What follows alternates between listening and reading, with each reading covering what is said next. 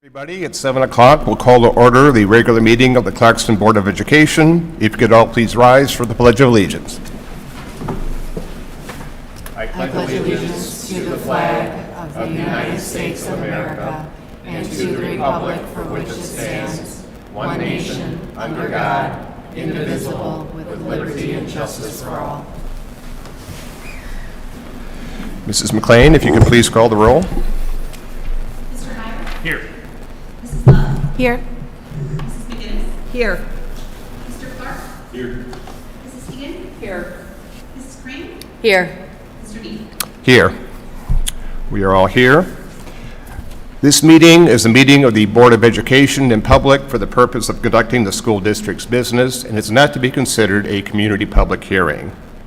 There is a time for public participation during the meeting as indicated in agenda items 3 and 9.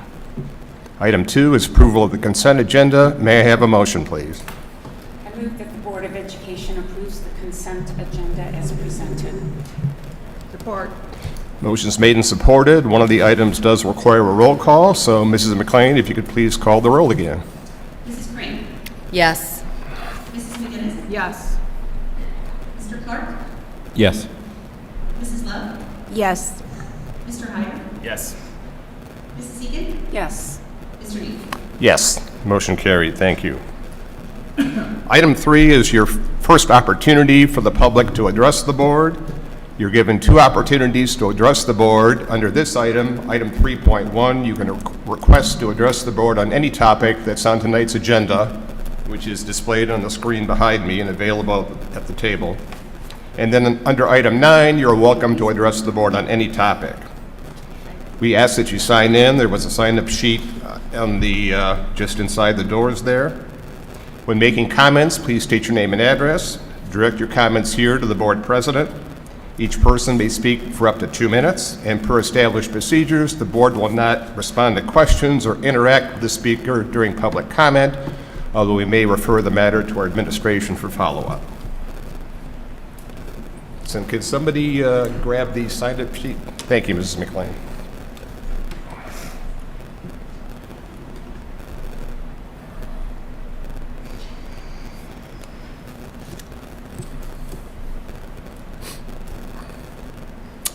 Thank you. Okay, we have several requests to address the board under agenda item 6.3, and we will call on you when we get to that topic on the agenda. Item 4 is our superintendent update. Dr. Ryan. Thank you, President Hyder. Good evening, community. A lot of updates this evening dealing with sports and music as we end our seasons for the winter. Lots to celebrate here in Clarkston. Starting with our boys hockey team. They won the district back-to-back and regional champs this year. Our bowling team is the league champs, and 4 of our bowlers advanced to the state finals. Our wrestlers were regional and district champs. 9 individuals qualified for states, with Archer Anderson named state champion and Coach Brian Gibbs receiving D1 Coach of the Year. So congratulations to Coach Gibbs and our wrestling team. Our boys and girls ski team both placed 4th in the state championship.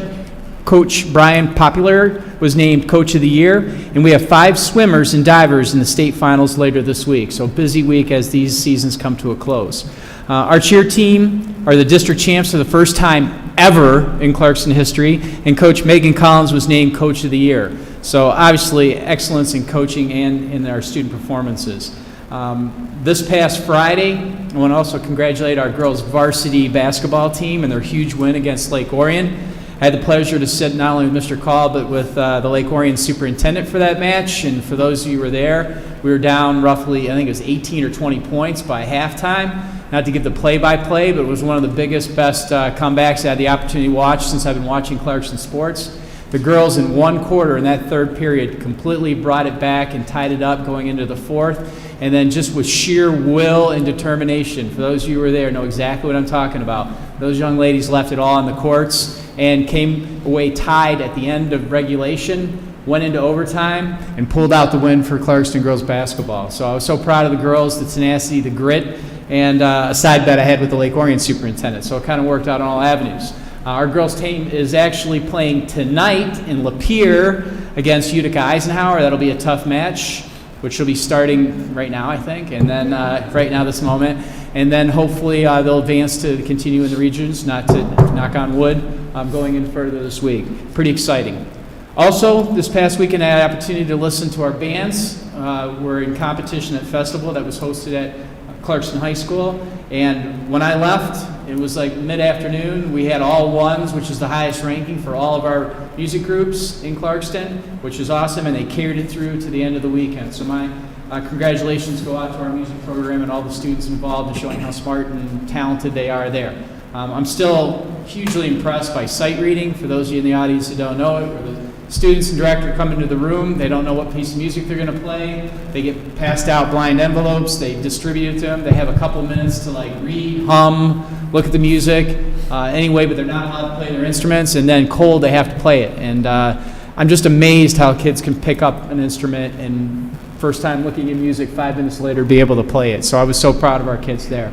As per the usual, I'm just so excited about all the different things that go in the way that our kids get out there and get involved. And I want to keep encouraging everyone as we go into the spring season here, whether it be track or any of the other sports, that this week where things really start to get going, encourage your kids to go out, try, make some new friends, engage, meet new people, and get some exercise. So all of it's really, really good as well. So that's the major part of the update. And this week also brings parent-teacher conferences at all our schools. So go easy, good luck, and engage with your teachers, and have a great week with that. Thank you. Mr. Need. Thank you, Dr. Ryan. We have no presentation items tonight, so we'll move into our action items.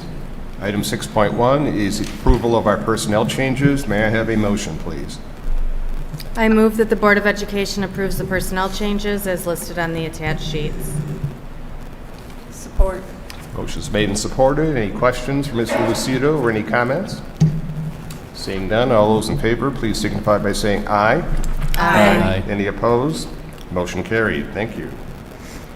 Item 6.2 is approval of our school of choice programs. Let's start with Dr. Ryan. Thank you. At the last meeting, for those of you who tuned in, we presented both our various school choice programs that are selective, like CSM Tech and other ones that are involved in Clarkston schools. And we also presented a proposal for a very limited elementary, 75 students, K-5, to the Board of Education. Since then, we fielded all questions related to it. And this evening, we're going to look for an approval so we can move forward into next year with this, basically the same program that we had this year with it. Thank you. We have broken this down into two categories. Item 6.2.1 is approval of the limited enrollment for young fives in kindergarten. May I have a motion, please? I move that the Board of Education approves the resolution authorizing the limited open enrollment of young fives/kindergarten through fifth grade students for the year 2025-26 as presented. Support. Motion's made and supported. Questions or comments? Mrs. Love. Yeah, I would just like to make a comment. I don't want to rely on this going forward, which is why I'm going to vote no tonight. I think our school should look at how to attract students in a different route. And I feel like this could potentially lead to a slippery slope of adding more school of choice every year. So I am going to vote no for that reason tonight. Thank you, Mrs. Love. Any other comments or questions? Just as a Mr. Heyer. point of order, is it 3 different resolutions? 2 different resolutions? Well, the resolution before us is for young fives in kindergarten. Is there another motion for the other ones? We're doing them separately? We're doing these Question? separately. Okay. We broke them out into two categories. One is for the limited option for kindergarten, for young fives in kindergarten, and then we have one motion for all the unlimited open enroll specialty programs. Okay. Got it. Any other comments or questions? This does require a roll call vote. Mrs. McLean, if you could please call the roll. Mrs. Egan. Yes. Mrs. Crane. Yes. Mr. Heyer. Yes. Mrs. Love. No. Mr. Clark. Yes. Mrs. McGinnis. Yes. Mr. Nee? Yes, motion carried. Thank you. Item 6.2.2 is approval of the resolutions for the schools of choice options for various other programs, CSM Tech, International Baccalaureate, Career Immersion, Construction Technology, Online and Blended Learning. May I have a motion, please? I move that the Board of Education approves the resolutions authorizing unlimited open enrollment for the CSM Tech program, International Baccalaureate Diploma program, Career Immersion programs, Construction Technology program, and Online and Blended Learning for the 2025-26 school year as presented. Is there support? Support. Motion's made and supported. Any comments or questions on the motion? Mrs. Love? I'm just going to make a comment. I know I sound like a broken record, but I do feel that we should make a different effort to attract students, especially in the CSM Tech and the IB program. It hasn't really increased in the years since I've been on the board. It's been pretty stagnant, and I would like to see a better effort to increase those numbers. Thank you. Any other comments or questions? Okay, again, this does require a roll call vote, so Mrs. McLean, if you could please call again the roll. Mrs. McGinnis? Yes. Mr. Clark? Yes. Mrs. Egan? Yes. Mrs. Love? Yes. Mr. Heyer? Yes. Mrs. Crane? Yes. Mr. Nee? Yes, motion carried. Thank you. Item 6.3 is approval of the marching band physical education proposal. Dr. Ryan. I'll fill that. Ms. Mahoney would be giving the introduction to this, but she had a family situation. She had to go off and couldn't be with us this evening. So I'm going to do my best to pinch hit for her. Currently this evening, we have a proposal to put forward from the board that involves the utilization of marching band, several years of it, to count for an elective PE credit. The specifics of which will be outlined by our representative from our marching band, Mr. Mike Lewis. And we'll also have some information, because this would be coming from the PE angle as far as where the elective credit would be given, and some concerns related to that from our PE department. We have Ms. Katie Lambert's going to provide some information more in an abbreviated way than that was provided from our Teaching Learning Council. For those in the audience and for those just at home watching, our Teaching Learning Council for the district is a body of roughly 60-some individuals that represents subject area coordinators from all the subject areas, administrators, parents, teachers of different, it's kind of a broad. We have a couple students that sit in on it. It's a broad representative group, but it's definitely usually that the items that we bring as part of that group here before the Board of Education are, approval of a textbook for Spanish, and it's usually universally supported. Nearly, if not all, 100% of the individuals that are part of that TLC team vote on it.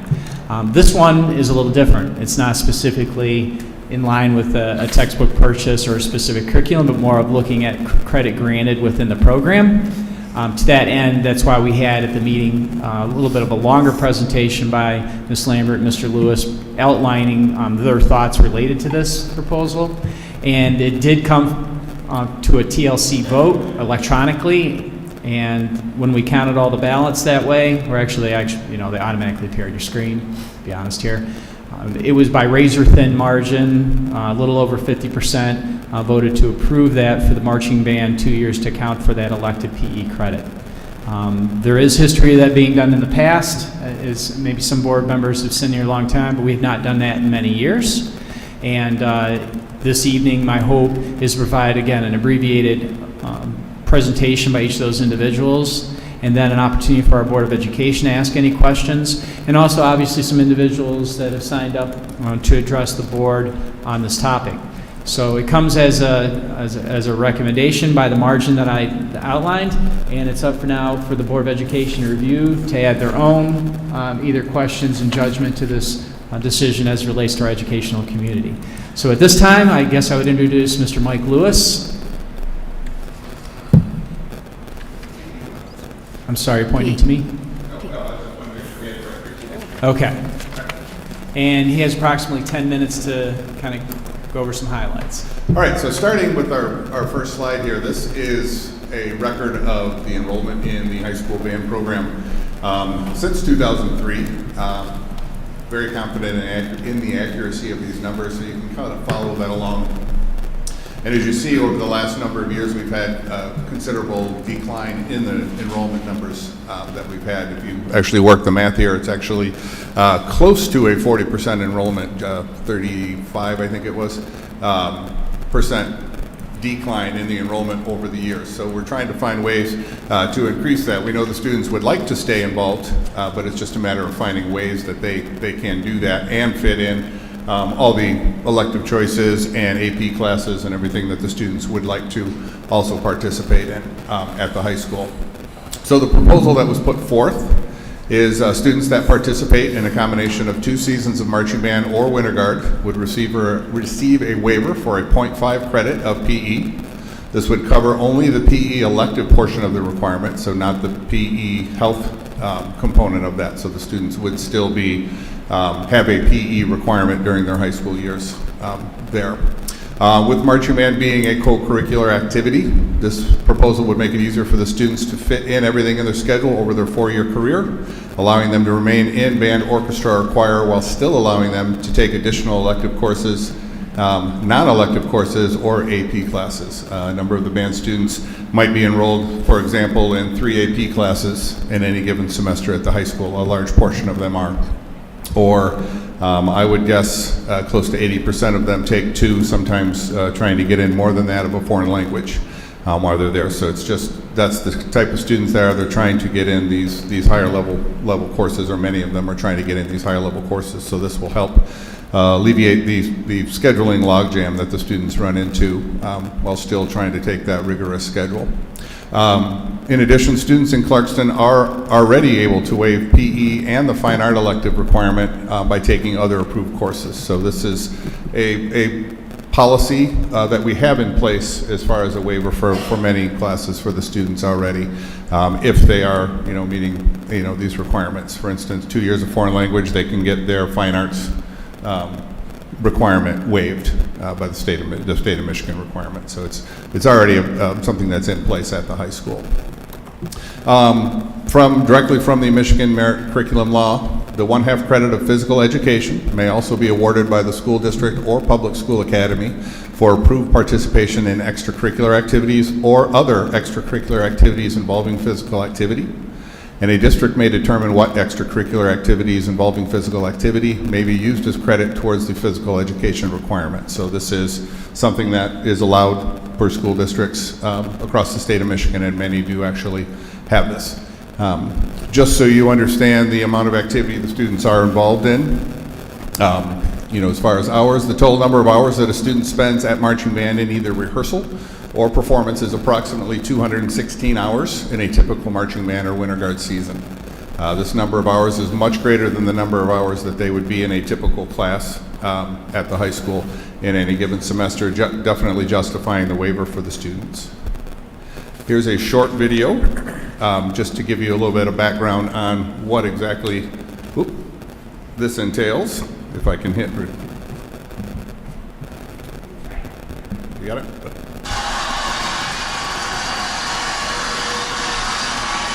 Musical skills and a flair for performing are essential to drum corps, but the physical and mental demands of marching rival that of well-conditioned athletes. These kids make what they do look easy. It is not. We put a device on him that allowed us to measure how hard he's working, his metabolic rate. And what it actually measures is his oxygen consumption, his carbon dioxide production, the amount of air that he breathes, in addition to the heart rate.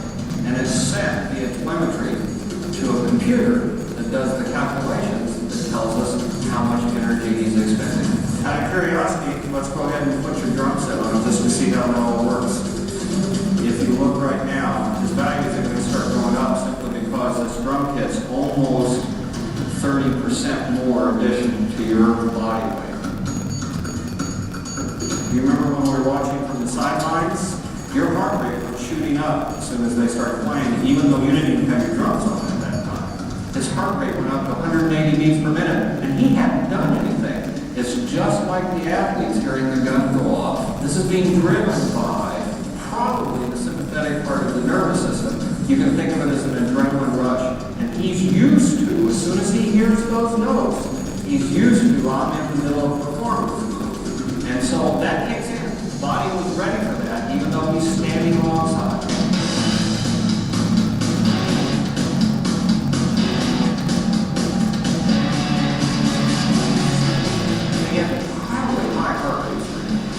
And it actually doesn't vary a lot. Your heart rate was up over 200 beats per minute. What did mirror the activity on the field was the oxygen consumption. It got as high very briefly as 40 mLs per kg per minute. Now what does that mean? That's about 13, 14 times his resting metabolic rate. The little black crosshatches are the heart rate response. The little red squares are the oxygen consumption. The oxygen consumption is generally about what it would be during the middle of a marathon for a well-trained runner who's halfway through a marathon. If you look at the heart rate, though, you would think that you were looking at someone who's running a 400 or 800 meter dash maximum. So he's working very hard out there. Now, what we were seeing was a heart rate that went up and stayed up. And I suspect that's because of the performance portion. Because we saw that heart rate response alongside the field, even though he wasn't performing, that alone tells me that the music in and of itself and his reaction to it is having an effect on his heart rate. And that's what kind of tipped us off. There's something different about these guys. These performers work very hard, but they're also doing an amazing amount of work that most of us would find very stressful. And this stress encompasses everything from doing music correctly, doing steps correctly, handling heat, as well as just plain work.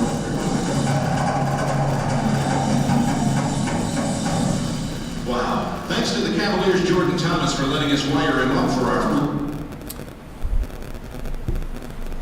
It's not going on from here, Heidi. Thank you. All right, so potential impact on the PD department. Anytime an elective, anything comes up, us in the elective department get a little bit nervous when it comes to this because, there's only so many students at Clarkston High School, so we're definitely curious what the impact is going to be on our department.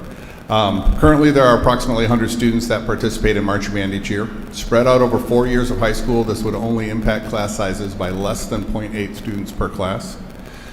This would likely be much lower as the numbers, some of the students that are in the high school band are still going to elect to take a PE class during their high school career. For instance, I have many athletes at the high school, at least a third to half of the students that are in the band program alone are also on various athletic teams, multiple throughout the year. So it's not a situation where they don't enjoy taking a PE. So I think many of these students are still going to. So that 0.8 will actually be much less than that is what I would expect.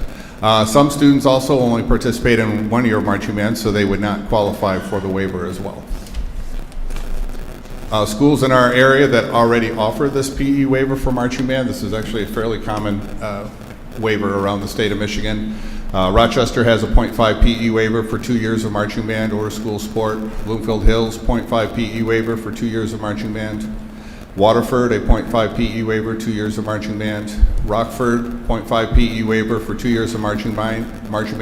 They can also apply for a waiver for outside athletic activities. Huron Valley, a 0.5 PE waiver for any combination of 4 seasons of marching band, winter guard, winter drumline, or school-sanctioned sport. L'Anse Creuse, a 0.5 PE waiver for 3 years of marching band. Lake Orion, a 0.5 PE waiver for 1 year of marching band. Walled Lake has a liberal use of the personal curriculum. For instance, students taking AP courses all the way through 4 years of a foreign language, 4 years of math, and 4 years of band if they're doing all of that. Utica, a 0.5 PE waiver for 2 years of marching band. Ferndale, 0.5 PE waiver, 2 years of marching band. Brighton, 0.5 PE for 2 years. Cedar Springs, a 0.5 waiver for 2 years of marching band, 2 seasons of a sport, can be different sports. And band can also be used as a second year of foreign language as a waiver that they have in place there. And then one I just found out over the weekend, Sterling Heights Stevenson is a 0.5 PE waiver for 2 years of marching band as well. So as you can see, it's a very, very common waiver around the state. Benefits of music education, and these are all from studies, and the sources for these are at the end of the presentation.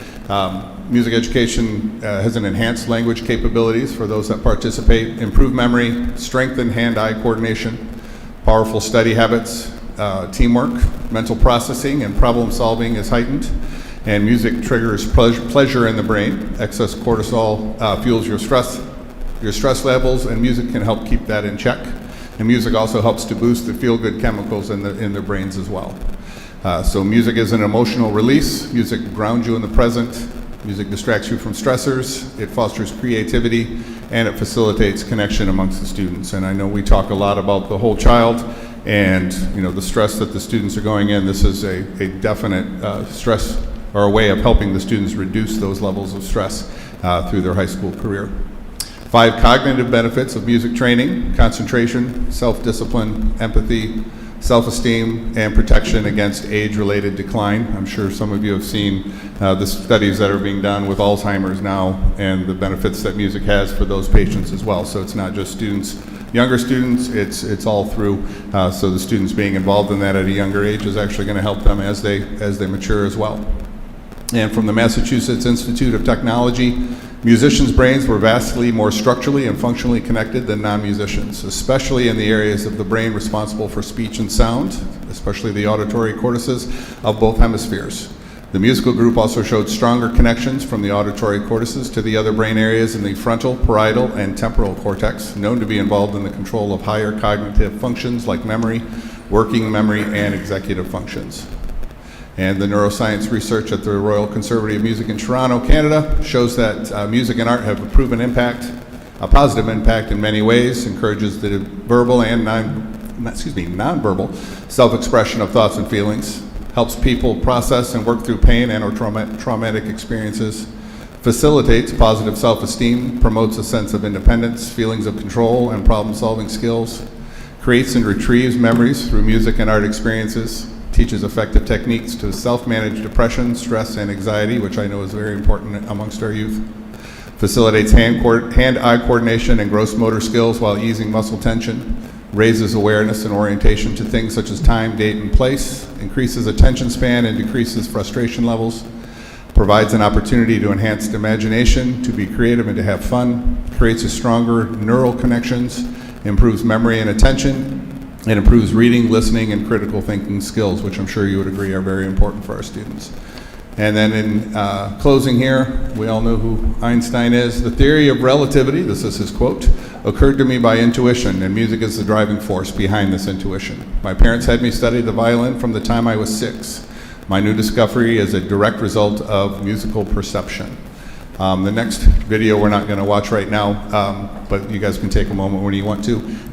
It's the winter guard from last year, the state finals group. If you ever would like to take a chance to watch that, it'll be there and available for you. So thank you very much. Okay. Thank you, Mr. Lewis. What we'll do is we will have questions for Mr. Lewis. If the board has any, we'll then hear from Ms. Lambert, ask her questions. I'll then ask for a motion.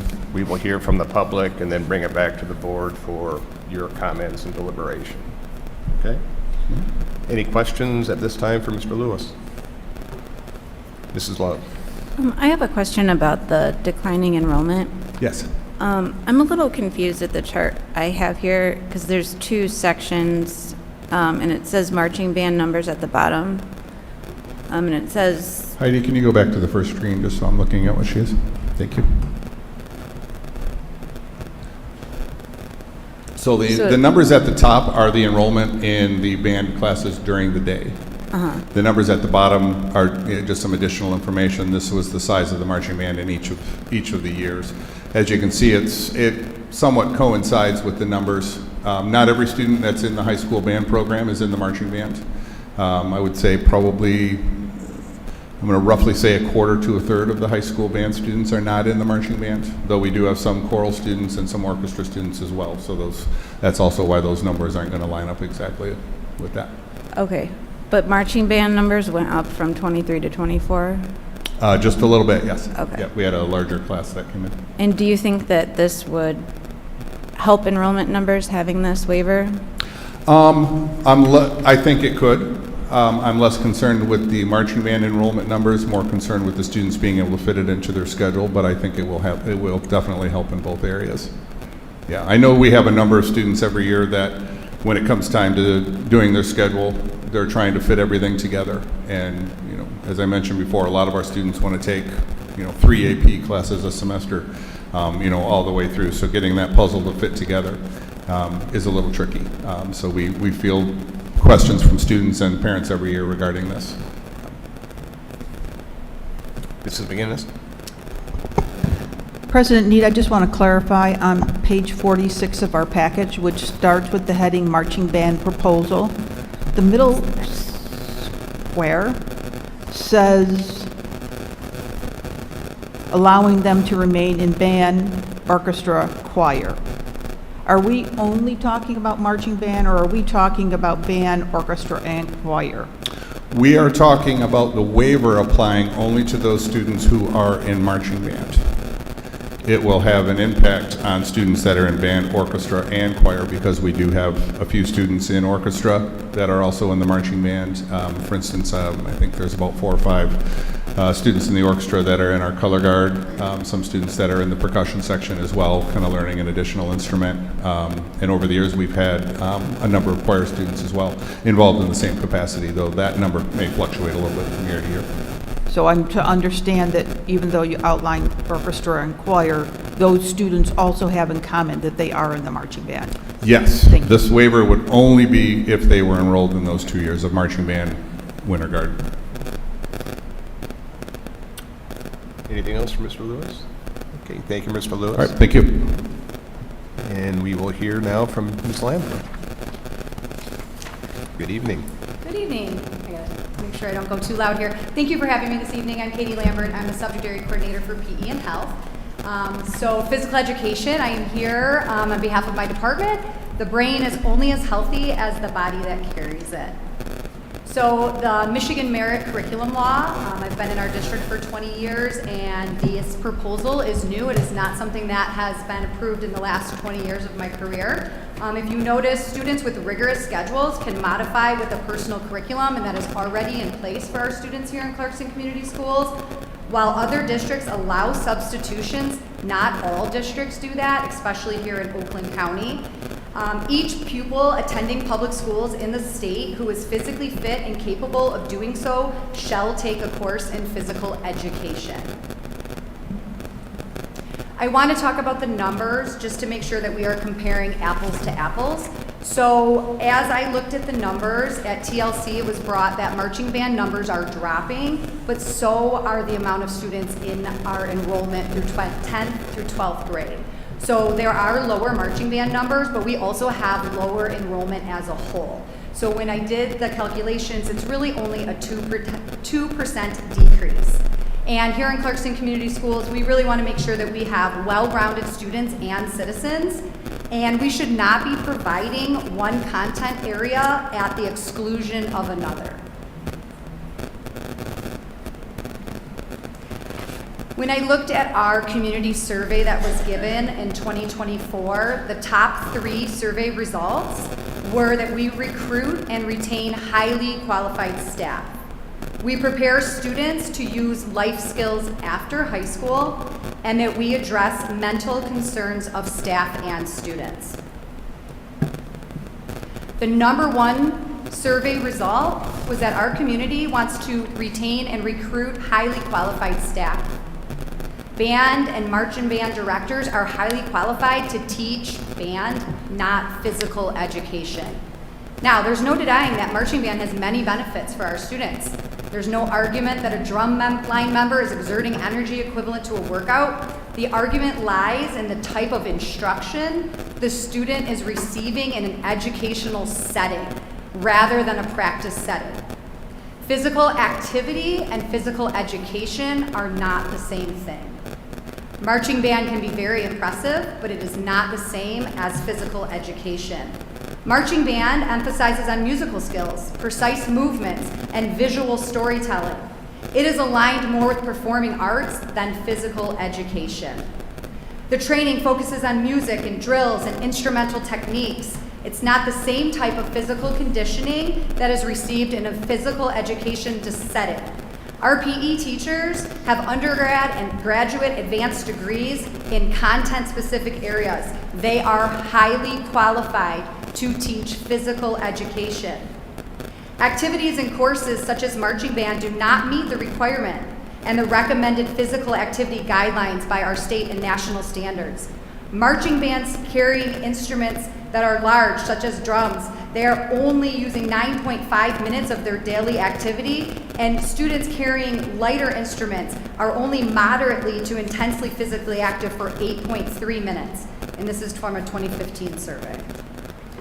Physical activity versus physical education. Physical activity is different from physical education. You can go out and cut your lawn and you are doing physical activity, but you are not meeting the state standards and national requirements. All students with the opportunity to learn motor skills, developing fitness, gaining an understanding and importance of lifelong physical activity should be given that opportunity in our high school. A high-quality physical education is characterized by a standards-based instruction, and it includes moderate to vigorous activity for at least 50% of the class time, but not at the expense of skill development or high-quality instruction. Our physical education program, K-12, follows appropriate instructional practices, and we are developmentally appropriate for the physical, cognitive, and social needs of all of our students. Physical activity is something that you do. Physical fitness is something you acquire.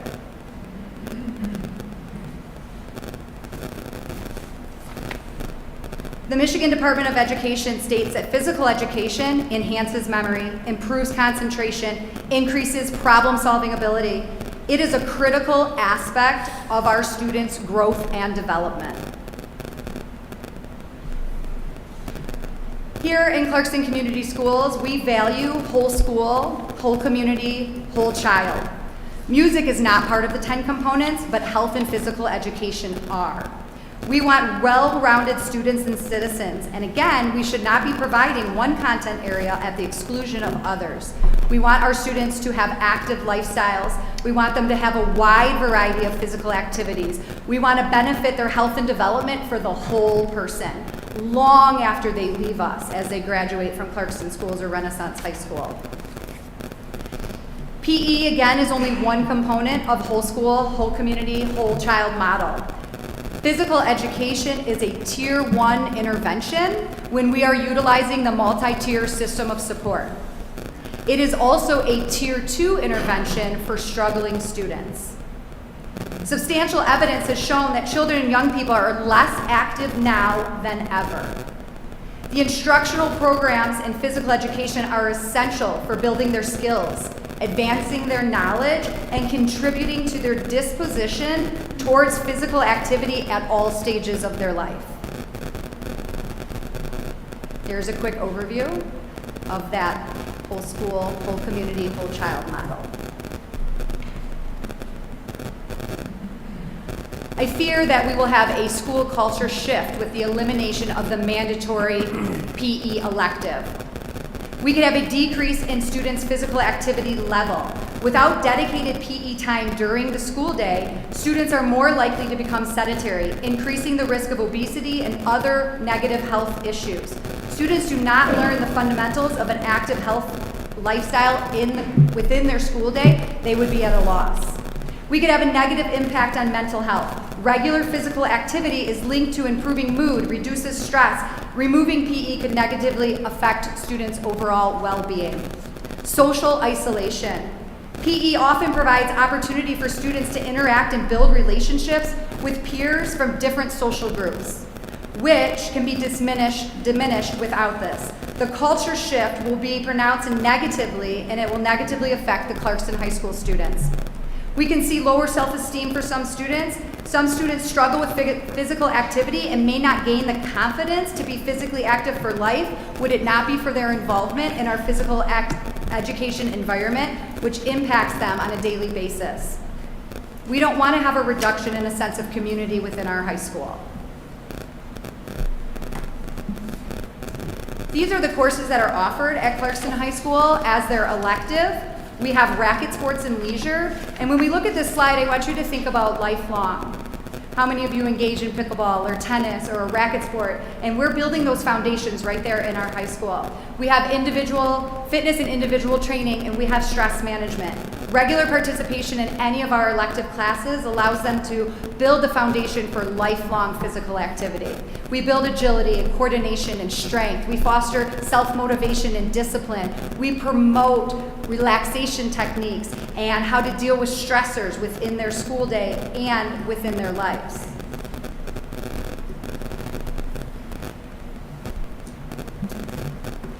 Loss of FTEs. As our enrollment has declined and there are less and less options for our students at Clarkston High School. And if we're only looking at the students in front of us, we need to think of the big picture. If we do this, PE electives could be reduced even further. Over the course of the last few years, we have lost lifeguard training classes. We ran that class successfully for many years. We lost an FTE. Our pool is no longer in use. Our students no longer have a career pathway to become lifeguards in the summer within our walls because we no longer are running that class. We have lost female team sports, baseball, softball, volleyball tech, and recreational activities.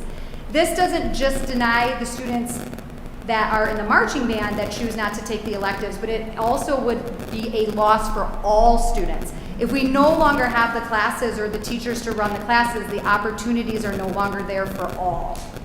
It is really important that we make sure that we are here to service all students of Clarkston Community Schools and give them as many opportunities as we can to find their passion for physical fitness for life. Obesity. Obesity has more than tripled since 1970. This survey and this data comes from 2023. 21.2% of 12 to 19-year-olds are considered obese. Michigan is one of the states with the highest obesity rates at above 35%. We are trying to give kids the tools to stay active long after their time here in Clarkston Community Schools. We want to create lifelong learners. We want them to find something that they're passionate about that they can engage in long after they leave our schools. Our PE electives give them those opportunities. They allow them to try new things. They allow them to gain confidence. Physical education releases endorphins during the school day. It releases stress. It can help improve moods. It can enhance cognitive functioning. Thank you. Thank you, Ms. Lambert. Questions for Ms. Lambert? Mrs. McGinnis? I have a slew of questions that may go back and forth, so bear with me. Can a student test out a PE? And They can. do we have a 0 hour available for PE? We do not at this time.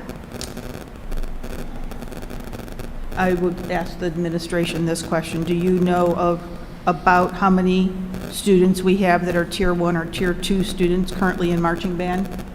All students are Tier 1. All of our students are Tier 1 students when we look at the tiered level.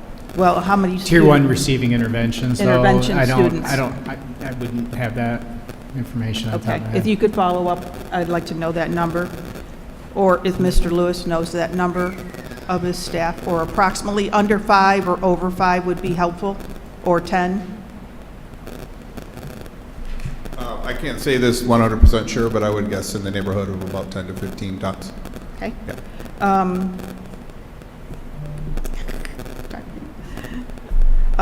Do we currently track the reason why a student may drop marching band? I don't, why they would drop marching band. A lot of that is student choice on whether or not they would drop marching band. But the class during the day, we keep an eye on that, and in any given year, that number is going to change. Typical, say, 8th grade to 9th grade, could be anywhere from 5 to 15 students that drop because of scheduling conflicts and when wanting to fit that in. So that was the reason behind this proposal, yes. So I'm hearing you say your belief is the number one reason would be scheduling conflict. Yes. Okay.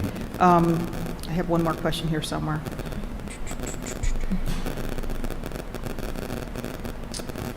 We currently deliver PE, kindergarten through 12th grade? Correct. Okay, those are my questions. Any other questions? Mr. Heyer? It's my understanding this is the band students would receive an extra half credit. This is just a waiver for the half credit PE. Is that correct? They would not be taking the PE class, correct? But they don't get that credit. They don't get that. So they're not graduating any earlier based on this. They're still taking a class in that slot. No, they only need 22 credits, in which they have 24 spots to achieve those over 4 years. Yeah, they still would be taking a different class in that spot, yes. Got it. Thank you. Mrs. Egan? Yeah, do we teach nutrition as part of the PE program? We do nutrition in our 8th grade health program. Okay. Yep. 8th grade, all right. Do we know the obesity rate here in Clarkston? I do not have the information for specifically right here in Clarkston. I don't have any figures to that related directly. All right.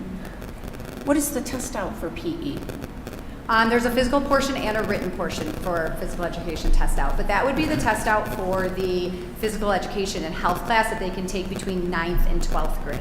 The electives don't have a test out. I'm going to turn to Anthony. Which one's stress management? I'm sorry. Stress management has a test out, and that is also a physical and written? Yes. Okay, thank you. So the physical test out, is that years ago? My daughter wanted to test out. She had to pass the presidential fitness. That would be for the PE health credit, correct, the national standards. How many students meet that? I don't have those numbers in front of me, but we don't often have a lot of kids that even attempt the test out. I would say probably, Mr. Gallagher, I'm looking at you, 10. 10 that want to test out. How many succeed?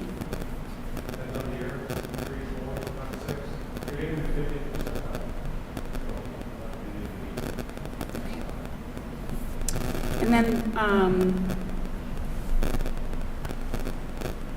the loss of your full-time PE, do you attribute that to the declining enrollment that we're experiencing here in our district? I could be, that could be. I know that we had 3 sections slated to take that lifeguard class at the high school when they scheduled last year, and then we didn't fill the void of somebody that was WSI certified to then run that class. Do we have an opportunity for any students to take any of these during the summer? Online. Online, okay. Thank you. Mm-hmm. Any other questions? Okay. Well, the action item is item 6.3. Before we get to public comment and board comments, can I have a motion, please? It's page 27 of your packet. I move that the Board of Education approves 2 years of marching band to count as the equivalent of 1 half credit of a physical education elective as presented. Support. Motion's made and supported. Do any board members wish to make comments before we call on the public? I'll Mr. weigh in. Heyer. I'm a little disappointed in how we've handled this. I think graduation requirement waiver is strictly in the board's purview. I don't think this is a curricular change at all. We've done this before in the not so distant past. I think there's been, this might be slightly harsh for me to say this, but I think there's been hours wasted in going through the motions of this proposal where I think it's extremely simple. I don't know why we have the angst around this. I think it's extremely simple to say, hey, if you're taking band for 4 years, you're going to struggle to fit some other things in your schedule. And if you could fit an AP class or another academic class or any class that you might want, I think that's a very positive thing where, certainly only part of PE is physical activity, but it is a substantial part. And I think all of the mental health components, if some student stays in band for 4 years, I think that's covered. So I don't see the angst. I'm sorry that we've had to go through this process. It's super simple and straightforward to me, not something that I think requires a lot of depth to it. It makes a lot of sense to me. Thank you, Mr. Heyer. Anybody else from the board before we call on the public? Well, I would agree with Mr. Heyer. I do think that allowing this to move forward gives our students the choice. If they want to be in band, then they can take a summer class in nutrition or stress management. I mean, they have some options if they want to take the PE elective instead, or they're struggling because they want to manage band and AP classes. I know my daughter, her senior year, did not play in the senior level band, even though she could have. She just couldn't play at the time. It was, I think, symphonic wind ensemble. She couldn't play in it because of an AP class that conflicted with it. So she had a choice, and she played with juniors. It was fun. But I like giving our kids the opportunity to make a choice what they want to do, let them select what they want and when they want to take these classes. So. Okay, we do have several individuals that wish to address the board on this topic, beginning with, and I apologize, I know I'm going to butcher this name, Teresa Renault. No, that's fine. Teresa Renault of 5379 Warwick Trail, Grand Blanc. I'm a teacher here in Clarkston. I've been here 25 years. I have some concerns about the decision to make marching band, which is an after-school activity, a physical education credit. I do understand the desire to recognize the physical demands of marching band. I am concerned that the decision may have unintended consequences on both the band program itself and the broader school culture. Making marching band a PE credit could alter its traditional value and cultural significance. Many students choose marching band because they are passionate about music and the arts, not because it's considered a physical activity. By labeling marching band as a PE credit, you risk reducing the value of the band as an artistic and academic pursuit. You will also be altering the current culture of Clarkston Community Schools.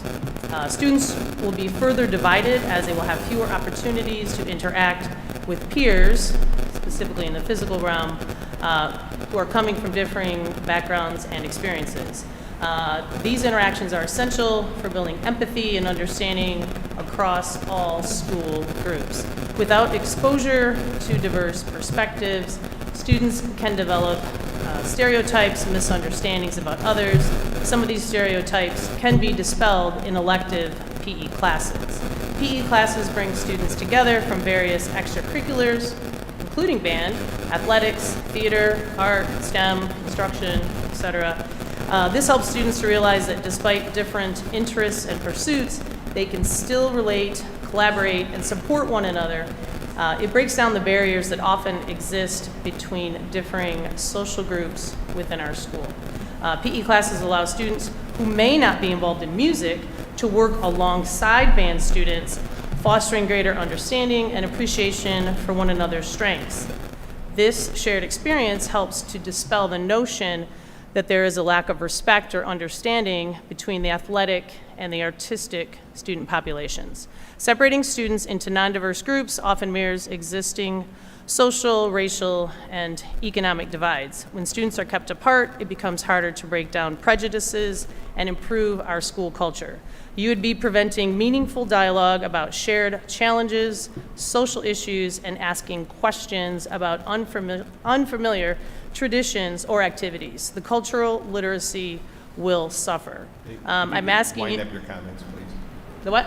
You have 2 minutes, so you're a little Am I done? over. I had one sentence. If you could just wind up. Oh, I'm done. Yeah, okay. I tried to time. I'm asking you to vote no on allowing the after-school activity of band to count as a physical education elective class. Thank you. Thank you very much. Next, we have Anthony Tiramina. Name and address, and you have 2 minutes, please. Thank you. Thank you. Good evening, members of the board. My name is Anthony Tiramina. I am a physical education teacher at Clarkston High School. I started teaching in Clarkston 2012, and I arrived at CHS in 2022. My goal has been, since I arrived at the high school, my goal has been to create a safe environment for all learners to grow physically and mentally. I'm here to emphasize the importance of physical education and why extracurricular activities such as marching band should not count as a PE elective credit.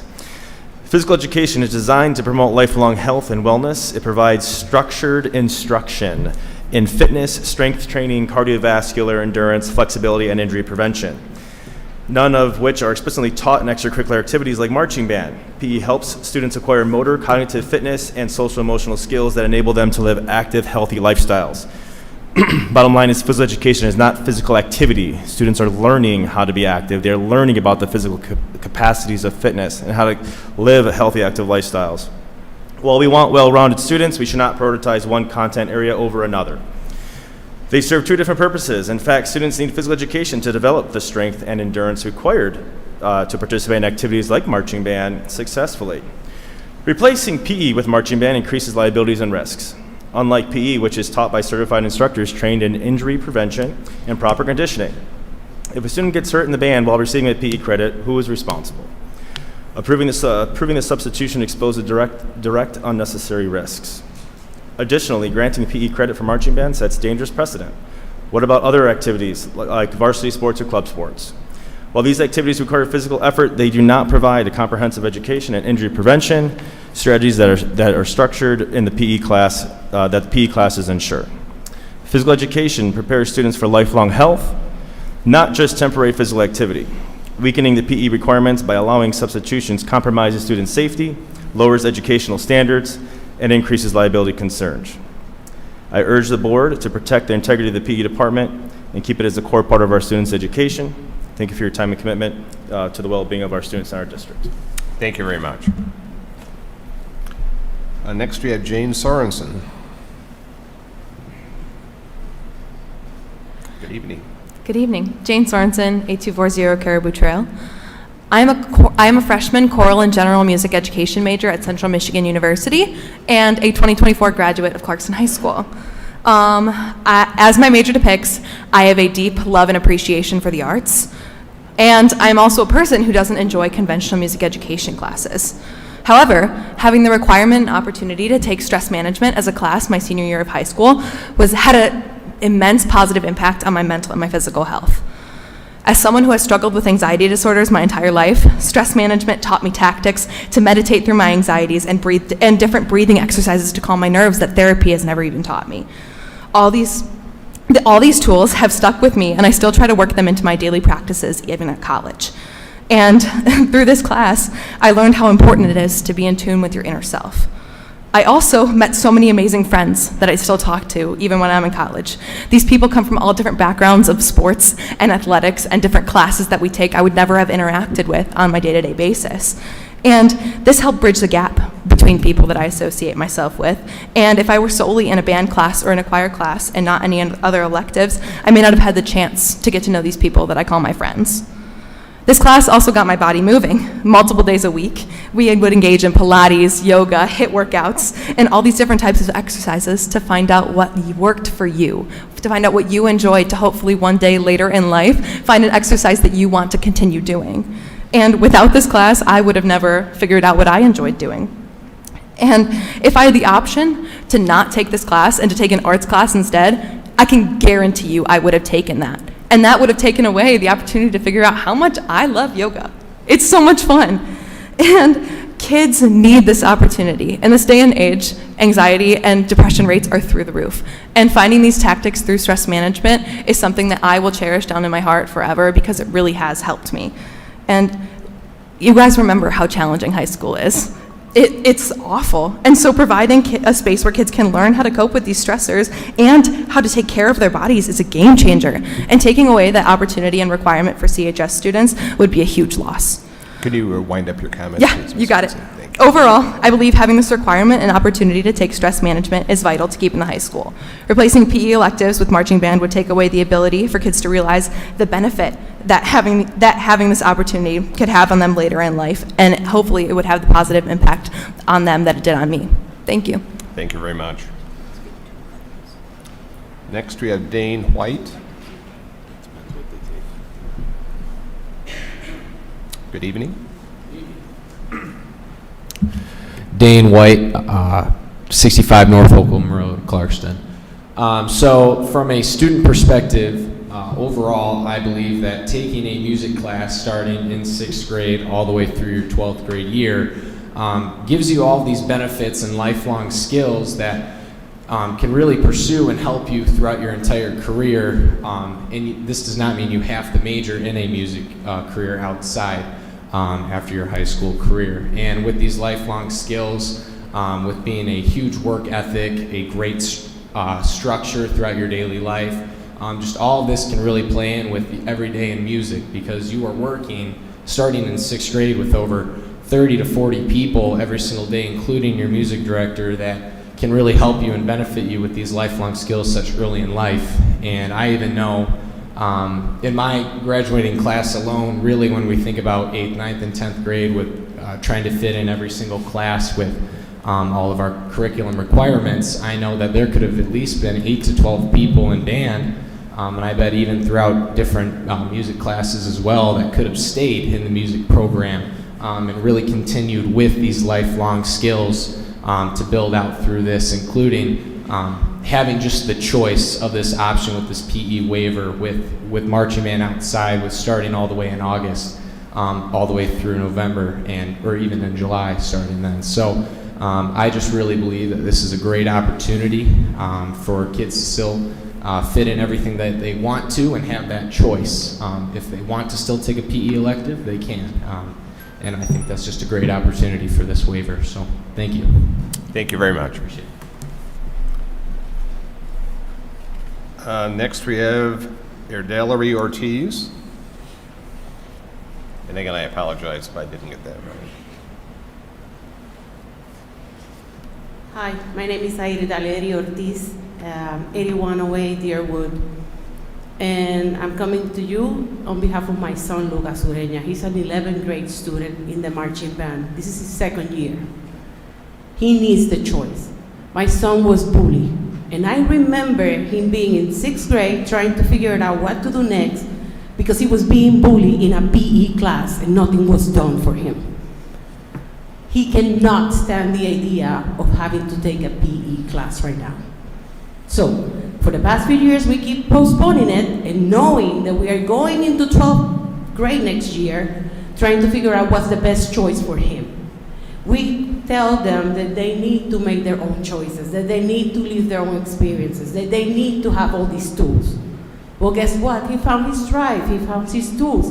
He enjoys music. Why should he be put through having to take a class that brought bad stuff to him? I don't think so. So it's just a choice. It's not putting one thing over another. It's letting the kids make the choice to make them be comfortable and happy. He is happy, he's healthy, he has lost over 20 pounds, and he enjoys playing his trombone every day. His grades have improved. He has a great GPE. I don't see why we have to choose or make them force one thing over the other. We want them to get independence because they're getting older. Once they go to college, there will be other opportunities. They can choose other activities. But he is happy, and I don't want my son to be exposed to something that will make him unhappy just to check a box or to make somebody else comfortable. I think that's an opportunity for him to choose what he wants to do, and he wants to do music. Let him do music, let him do what he needs to do without having this requirement hanging over his head like a death sentence. He should be able to choose what's best for him. Thank you. Thank you very much. Next, we have Jen Welch. Good evening. My name is Jennifer Welch, and I live at 6367 Walden Center Drive. I'm a Clarkston teacher, I'm also a coach, and I'm a parent of 2 Clarkston Community School students. As a teacher in Clarkston, I believe that we are meant to support one another in all of our fields to benefit the whole child.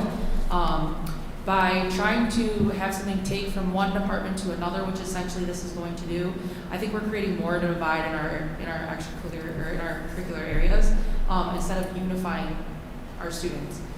In our PE settings, we do have students from all backgrounds, like Janie had talked about, where they get the opportunity to work together and learn how to cooperate with one another, whether they are a band student, an art student, somebody who is in STEAM, but we're really just trying to get these students to work together, and when we allow students to step away from an area, we're not allowing that to happen. So I'm really hoping you guys think about that and say no. Thank you very much.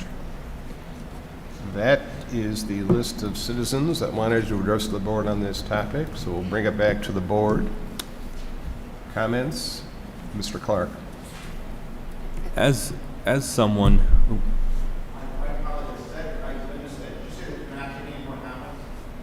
Did, Is there another one over okay, well, why don't you come on up? I'm sorry. There. We'll get to you in a moment, Mr. Clark. Thank you. I apologize. Thank you very much. Yep. Ladies and gentlemen of the board, I appreciate your time. My name is Stephen Whittington. I live on Deerwood Road. I have 2 children who attend Clarkston schools. My oldest is currently a percussionist in the 8th grade band. I was extremely surprised to learn that students in Clarkston no longer have the opportunity to earn a PE credit for participating in the marching band. I'll date myself here, but I'm a 1995 Clarkston graduate, and I participated in the marching band for 3 years. I played my great-grandfather's trombone. Interesting factoid, he was a jazz musician in Chicago in the 1940s and the 1930s. And I earned a PE credit. I don't know when that changed, but it's a disservice to Clarkston students, in my mind. Marching band is extremely active. It requires extended periods of physical activity, flexibility, strength, and endurance during hot summer months at band camp and bitter cold football games in the fall. Marching band is a serious commitment. Students spend hours upon hours learning a physical routine, memorizing music, and meeting together day after day after school hours to perfect a seamless integration of moving pieces, and then present shows every weekend at band festivals and during home game halftime shows. As someone who did it for 3 years, I can attest to the fact that it is hard work, and it's fulfilling. You learn teamwork, camaraderie, sportsmanship, the value of practice, and the rewards of preparation and the pride of representing Clarkston schools. Based on my limited research, it's repetitive, I learn now, is that since 2017, the Michigan Merit Curriculum has allowed school districts to award PE credit for marching band. Other school districts, I've come to learn, allow students to earn PE credit for marching band. Now, I'm not here to criticize PE, far from it. PE is important. I recognize that. That is not up for debate in my mind. Give Mr. Whittington your little overtime if you could wrap up your comments, please. The band students who take PE will be able to too, but the ones who want to use their limited electives in a different way should have the flexibility to explore other interests, such as technology, foreign language. After all, there are so many hours in a school day. So I implore the board, please give our students the same opportunity in Clarkston that they do in other places and the same opportunity that I had when I went here. Thank you, Mr. Whittington. Sorry. I appreciate it. I apologize. You did sign up. I thought you had crossed your name off, but thank you for your comments. Mr. Clark. As someone that was in the band in middle school, and as someone who has led a decently active lifestyle, I let myself go a little bit, but I know the importance of both. When you do gym classes, when you do PE, you do get a wide variety of students that you get to interact with. But while I was in the band, I got the same opportunities that I did in the PE classes, where I got to meet students from all different backgrounds. Whenever I chose my instrument, which was the cornet, I was placed into that group of cornet musicians, along with other brass musicians that I didn't know, and I got the opportunity to meet them. Again, it's from all different backgrounds. I do think that it has the benefit for both, and I do want to have our kids have a choice to actually take that. I see the importance of both, but I think that the choice is equally as important. Thank you, Mr. Clark. I also played the cornet in junior high, so I can relate. Mrs. Love. Perhaps I'm missing something, but I believe that if you are in marching band, you can be in the gym and marching band at the same time. So it's not saying if we keep PE as a requirement, you can't also be a part of the marching band.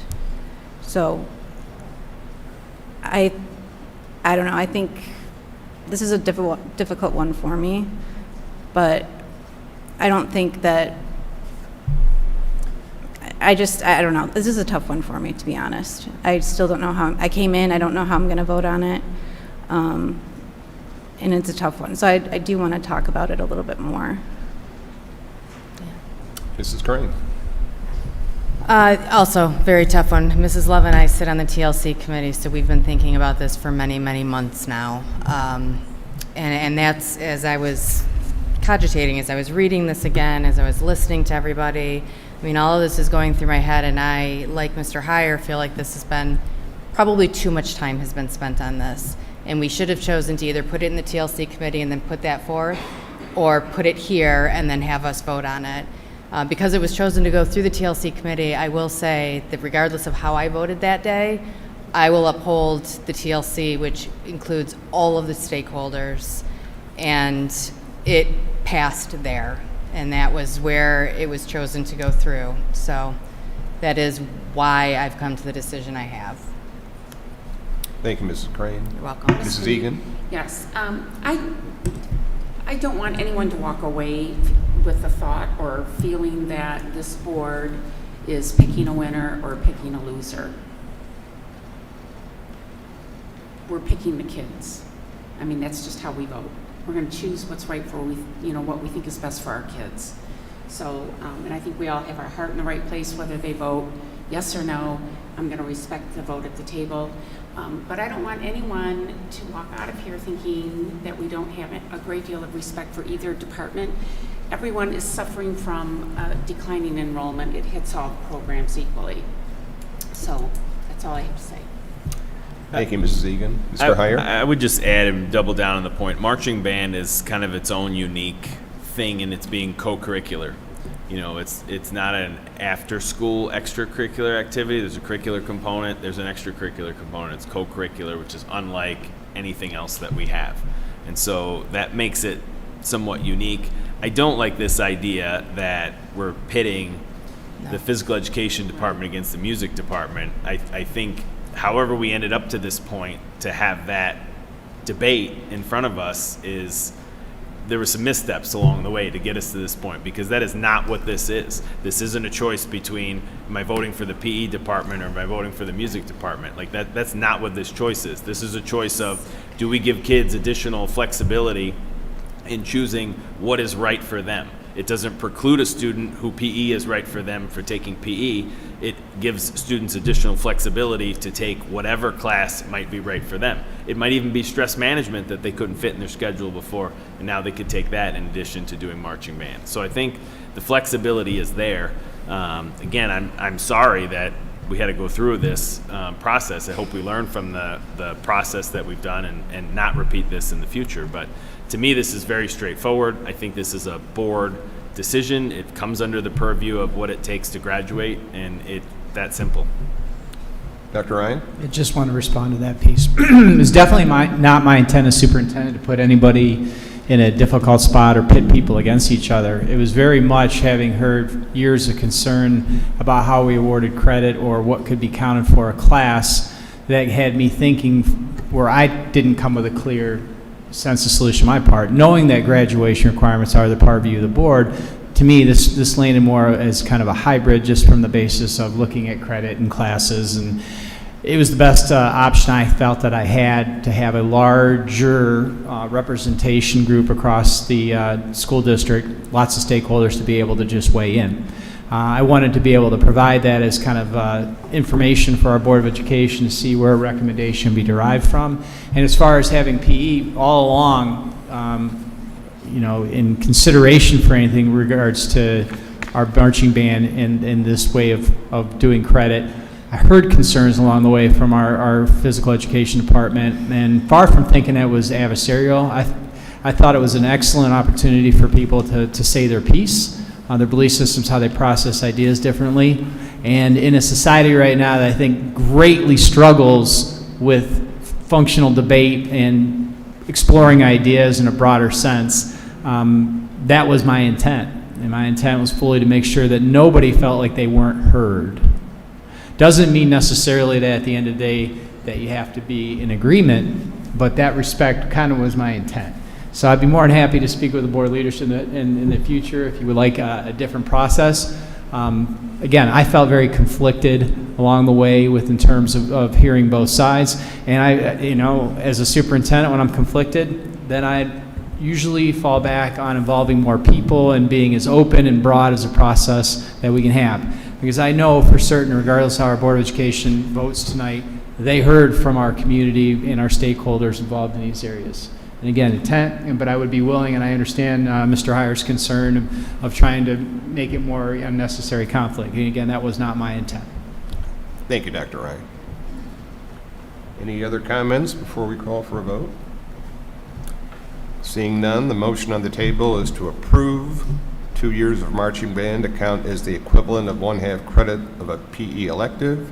All those in favor, please signify by saying aye. Aye. Opposed? Opposed. Motion carried. Thank you, everybody. Thank you all for coming up and expressing your viewpoints tonight. We do appreciate that. I do agree with Dr. Ryan. I think debate is healthy, and I appreciate your professionalism and the way you presented your respective viewpoints. So thank you very much. Item 6.4, approval of 2022 bond project change orders. May I have a motion, please? I move that the Board of Education approve the construction change orders for Metro Electric Bulletin Number 7 in the amount of $79,999 and for the Abinelli concrete stair replacement in the amount of $68,000 as presented. Whoops. $58,900, sorry. Support. Motion's made and supported. Any comments or questions? Hearing none, all those in favor, please signify by saying aye. Aye. Any opposed? Motion carried. Thank you. Item 6.5 is the approval, again, this is another project from the 2022 bond, approval of some district-wide public address system and clock upgrades. May I have a motion, please? I move that the Board of Education approve the contract for SSD Cabling and Cameras LLC in the amount of $197,637.07. The contract for Moss Telecommunications in the amount of $1,243,461.86, and an additional 10% construction contingency in the amount of $144,110 as presented. Support. Motion's made and supported. Any comments or questions? Mrs. Love. I had a question, and forgive me, I can't find it in the packet, but I do recall seeing that on one of the items, we didn't take the lowest bid, we took the second lowest bid, and I was just wondering why that was the case. I can defer to Mr. Goodman to provide a direct response to that.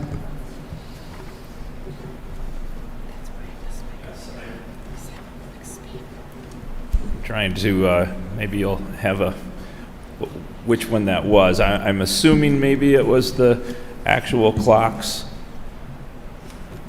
And it says because we went with the voluntary alternate? That's the issue. That's the item that Mrs. Love is asking about. Okay.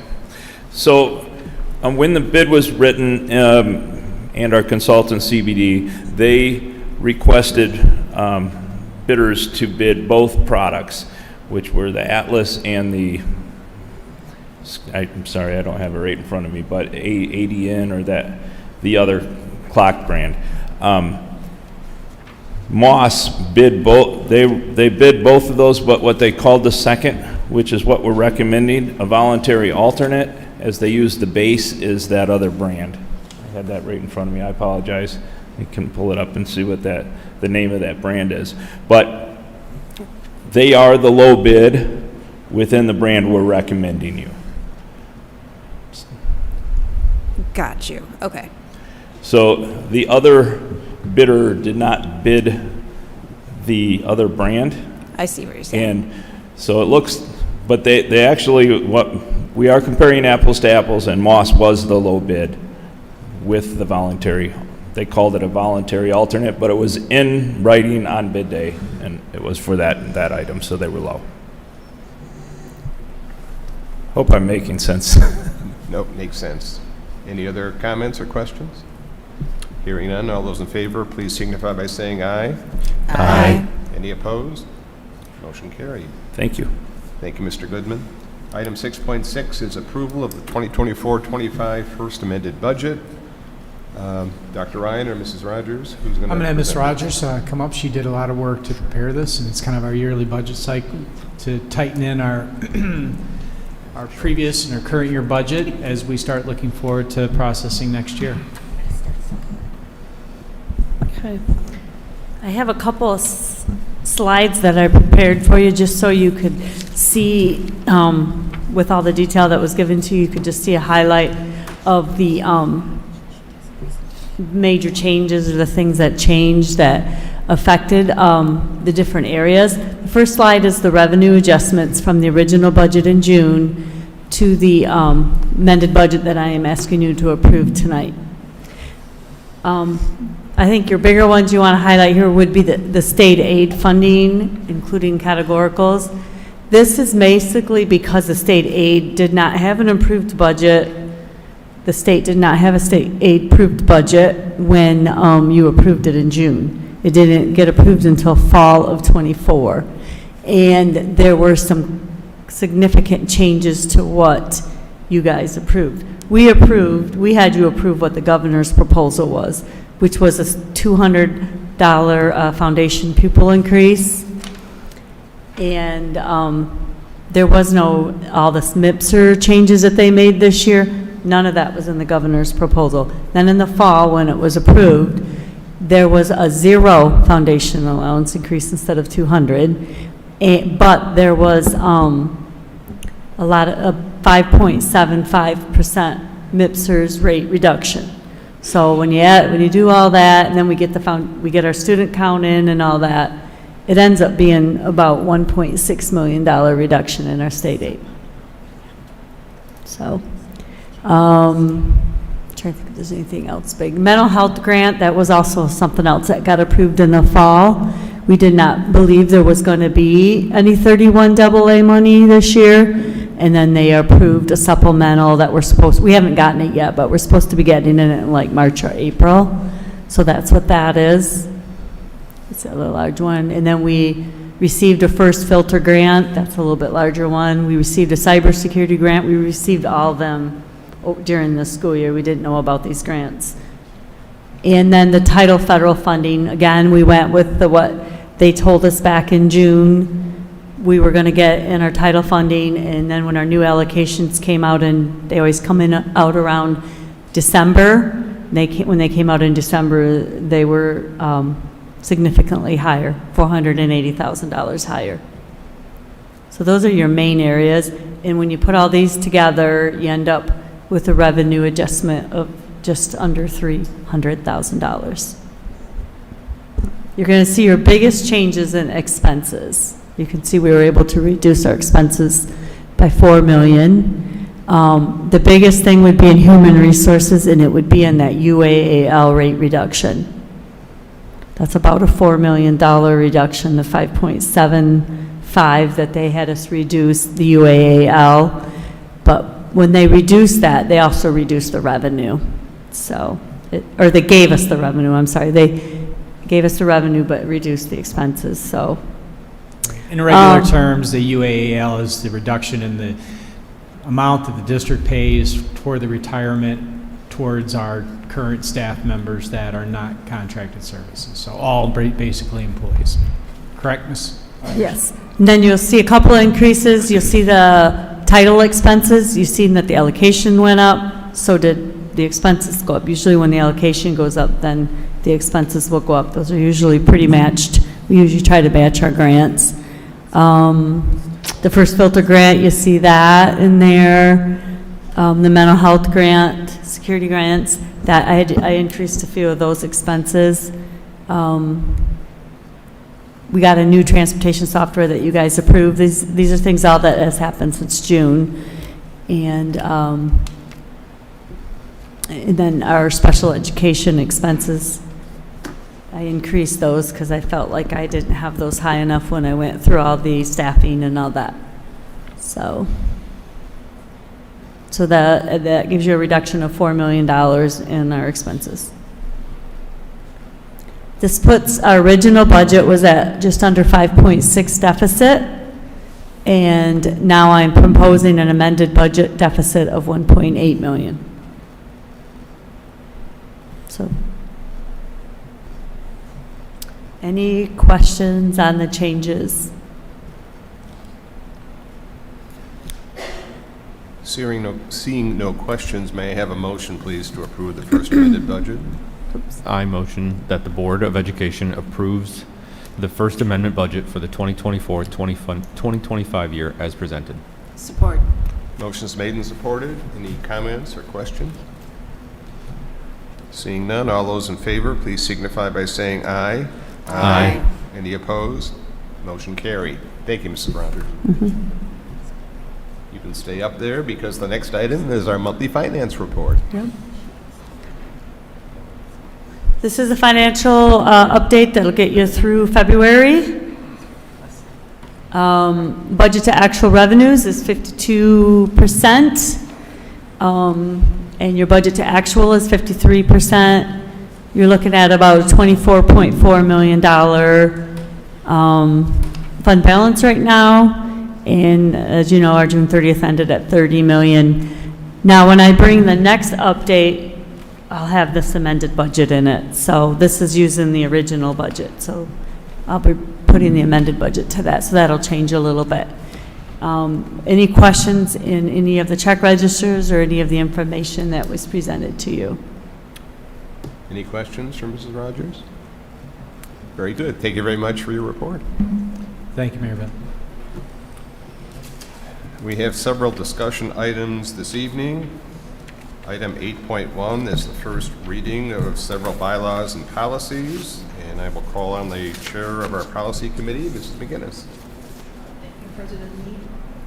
Policy committee met a couple weeks ago, myself and Mrs. Egan, to discuss an array of policies, and tonight you have in front of you 1, 2, 3 policies that we're looking to bring forward for first reading. The first policy is student representation at the board, and you will see attached a policy that was derived from several policies that are currently in use across the state, and I believe a small little bit from one, I think, from New York State School District. And I welcome any feedback from the board regarding this. I suppose maybe we can just have a discussion on each of these as we go by, and if nobody has any comments as we're sitting here talking about them, if they want to bring any before we have our final reading, that will be fine too. But this policy is very high level, allowing the administration the latitude to develop a policy, or I should say a working policy for how students are selected, or how a student is selected at the high school to represent the student body and participate at the board table. And again, these are before us for first reading. We will take action at a subsequent board meeting after we provided input and the policy committee has a chance to evaluate any input, whether received tonight or between now and the next policy committee meeting. So, comments on the student representation proposal? Mr. Heyer. I think we have some logistical things to think about here, of something as simple as, like, where would they sit? I think it's a great idea. I think we could certainly handle some of the logistical communications, seated, kind of a thing. I think maybe, I was thinking, as we've thought about this for quite some time now, like potentially having 2 students serving like a 2-year term that were staggered, so that you'd always have 1 new student every year, but 1 returning student. Because I think if we actually want these students to offer meaningful input, I feel like you throw a student on here, it's going to take a while for them to figure out, what this is all about. I think Mr. Clark could speak to the fact that, in your second or third meeting here, there's still a lot to learn. It's like it takes a minute to get comfortable. And so I think, if a student in their second year would have a lot more to offer than in their first year, so if we start with a junior and a senior, and then a junior always comes on, and the senior then, retires off at the end of their term. I think something like that makes a lot of sense. I'm open to other ideas as well, but I feel like if we truly want meaningful feedback, that's a way to get it. Mrs. Crane. Thank you, Mr. Iyer. Mrs. Crane. I had very similar thoughts. I was going to ask how you came to the one high school student, because I in my head, and I don't know if we had talked about it before or not, or maybe just in talking with the students who came forth to us, but I, in my head, had also seen 2. I love the idea of a staggered. I think it's really important that you have someone kind of leading and mentoring someone else going out. I don't know that I would cap it at senior or junior. I would say our high school, which is 10th, 11th, and 12th. But in 2-year terms with the staggered is kind of how I saw it. Especially seeing as some of the kids who brought this forth to us were sophomores, and I think we're very capable of sitting up here and offering plenty of meaningful dialogue. So that was my big thing. Otherwise, I really liked the policy that you had drafted, because I thought that it put something in place. It leaves it to the designee of the high school, the principal, and how to appoint or elect the student. I think it doesn't specifically speak to like the term or length of term. I think we should clarify at the policy level that it would be all year or just for the school year. I mean, I think it would be all year. Yeah. But, that I think is probably important at the high level. Mrs. Egan? Yeah, in policy, we reviewed some of these other sample policies, and we tried to leave it a little bit more generic, because we thought the actual implementation and choice, is it the student body that elects them, or is it someone appointed by the high school principal? So we tried to leave it a little generic, and maybe at that level, whether it's 1 or 2 students, or maybe it's 1 student with an alternate if somebody's sick, something like that. We thought that might be better at the administrative high school level, let the administration make that choice. But I mean, we can certainly put it in the policy. We just wanted to leave it generic enough that, and I don't know if generic's the right word, but I think the selection part, I really like how it's written, where there's a lot of latitude and leeway for that to evolve over time without changing the policy. But just even from a prestige standpoint of, there's work involved, right? I mean, they're going to read the same packet that we do that at times is quite long. There's prep work, and they're coming at it having significantly less life experience than those of us sitting up here. I think it's a challenge, and I think some of our students are up for that challenge, and I think it would be a good experience for them. And so I think in terms of codifying the position, it's not like a honorary position. We want this, I think we want this position to, actually do the meaningful work that we're doing, and provide input, on the different items that we're deliberating. I think that would be helpful. I even think, tonight, if you think about what's on our agenda, a student's perspective, certainly would be helpful, for some of those things. And so that's where I was coming at it, of maybe just that term and quantity being a little more specific. How they're selected and that piece, I think, should be more open-ended, because I think Dr. Ryan and the administration should have some flexibility to work with the students directly, which would, certainly more detailed than our efforts would be, to figure out, hey, how do we want to do that? So what I'm hearing is we want 2 students staggered, but it doesn't necessarily have to be a junior and a senior. Maybe seniors get too busy. Could be a I'm open sophomore, to the junior. ages. When I was thinking junior, senior, I was just thinking that sophomores are brand new to the building. You know, I mean, we'd want to probably define like when the term would start. Like it's an interesting question because, you know, our terms start January 1st, which I think is ridiculous to start in the middle of the fiscal year. You know, do we want to do that to our students? Then that would span a school year. I mean, I think it makes way more sense to start probably at the start of a school year. You know, and so I would probably put that in here of when we would expect their terms to run. I mean, it's from a organizational standpoint, I think we may want to find certain committee jobs that make sense for them. You know, I mean, having a student sit on a policy committee, I don't think there's any issue with that. I mean, we'd have to work the logistics of when we meet and whether that's a valuable use of their time. I mean, we're not like we're constantly meeting, but I think we could work those things out. Those could be in board operating procedures or something. I don't think they have to be in the policy. I think that's the flexibility you were referring to, Mrs. Egan. But I think, you know, if you're a brand new sophomore, you start school and then however you're selected for this, that could be a stretch. I'm totally open to it. I don't think we need to put the ages in here. I think we could let that go. They're just high school students. Mrs. McGinnis? So both policies that we looked at, the ELAs, was extensive. It did only provide for one. The second policy from New York did say alternate. I'd like some feedback from the board members to understand better how they're defining staggered. Do they mean that in year one, 2 people are selected, but only 1 is seated, in year 2, the second person is seated? No, I can take.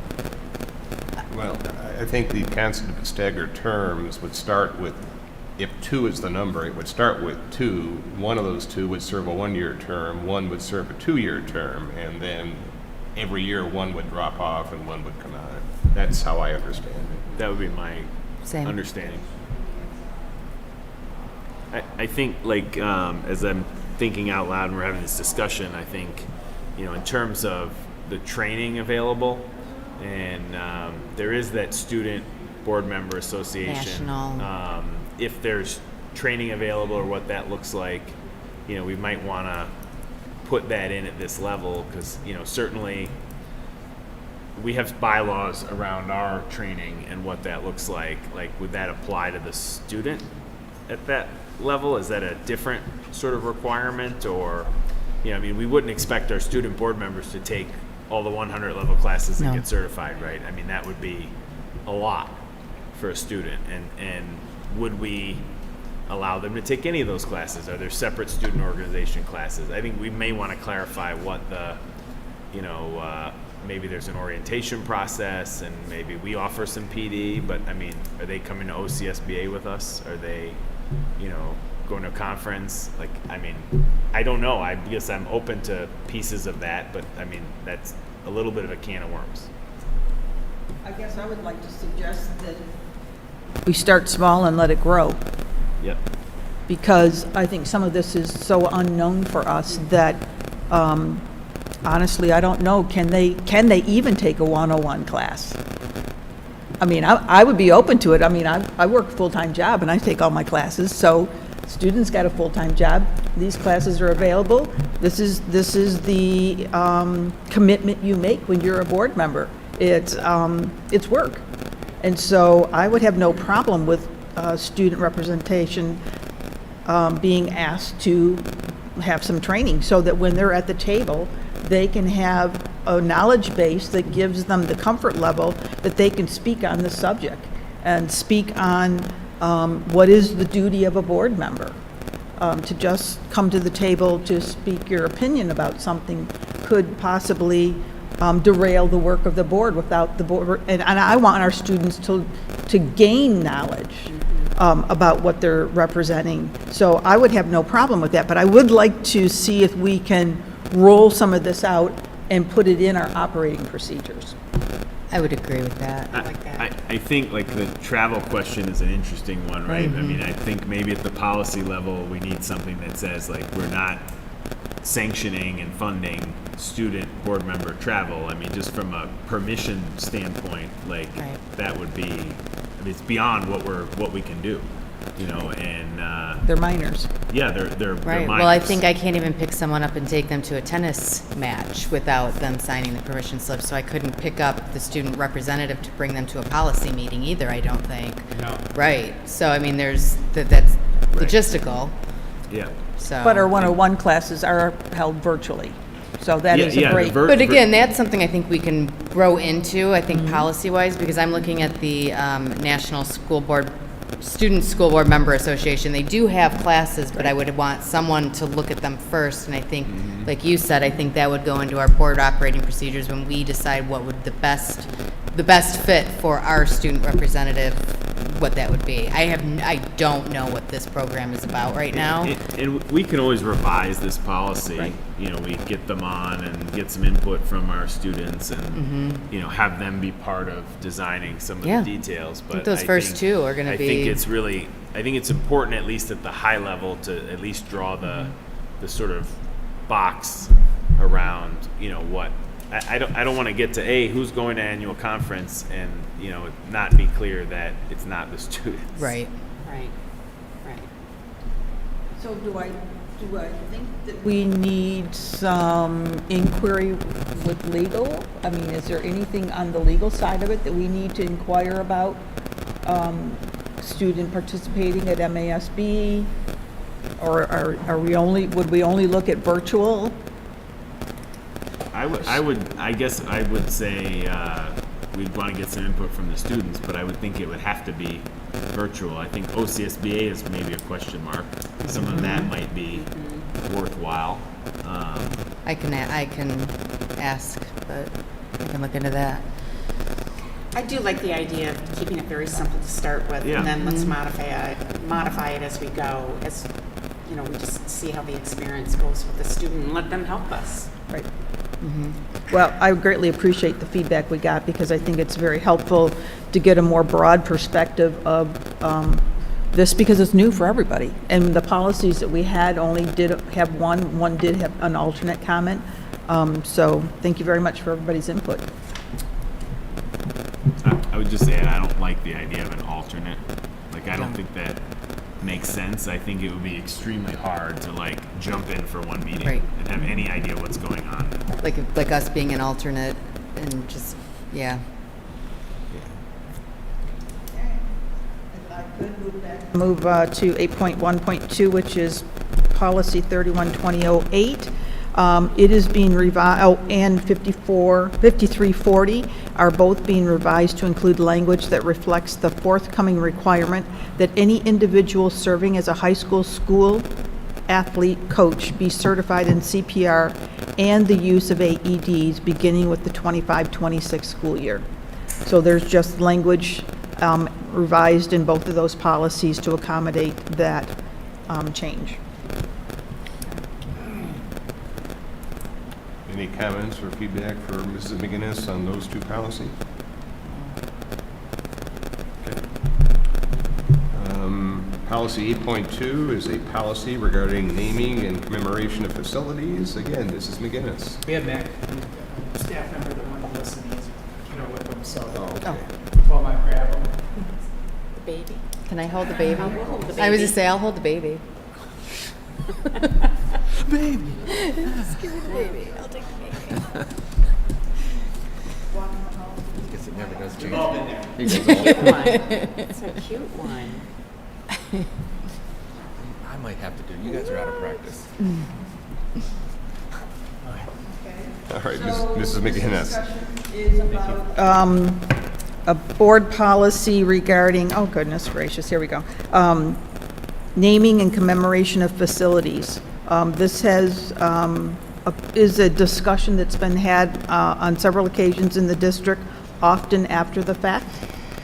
And knowing that the conversations have been diverse in opinions of how to move forward on this, I decided to bring this policy to the table for discussion to try to gain a consensus before I try to put anything to paper. I think that there have been some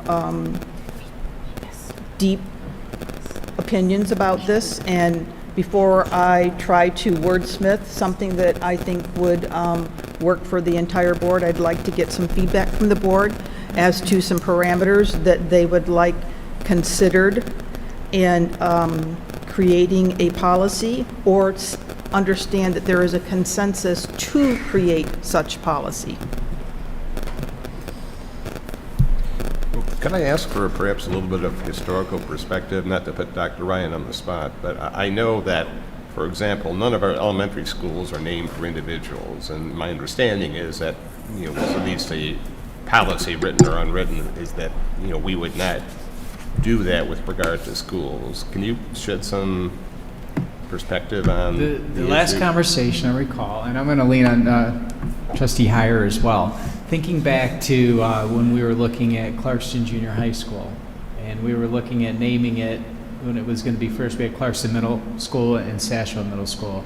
We went through a whole big naming piece where was it going to be Clarkston Prep School, Clarkston Junior High. We looked at several different iterations, and the conversation, I was a principal at the time and going to be principal, then going to be opening junior high, was that the board at the time said, well, we don't do that. We don't name things after people in Clarkston.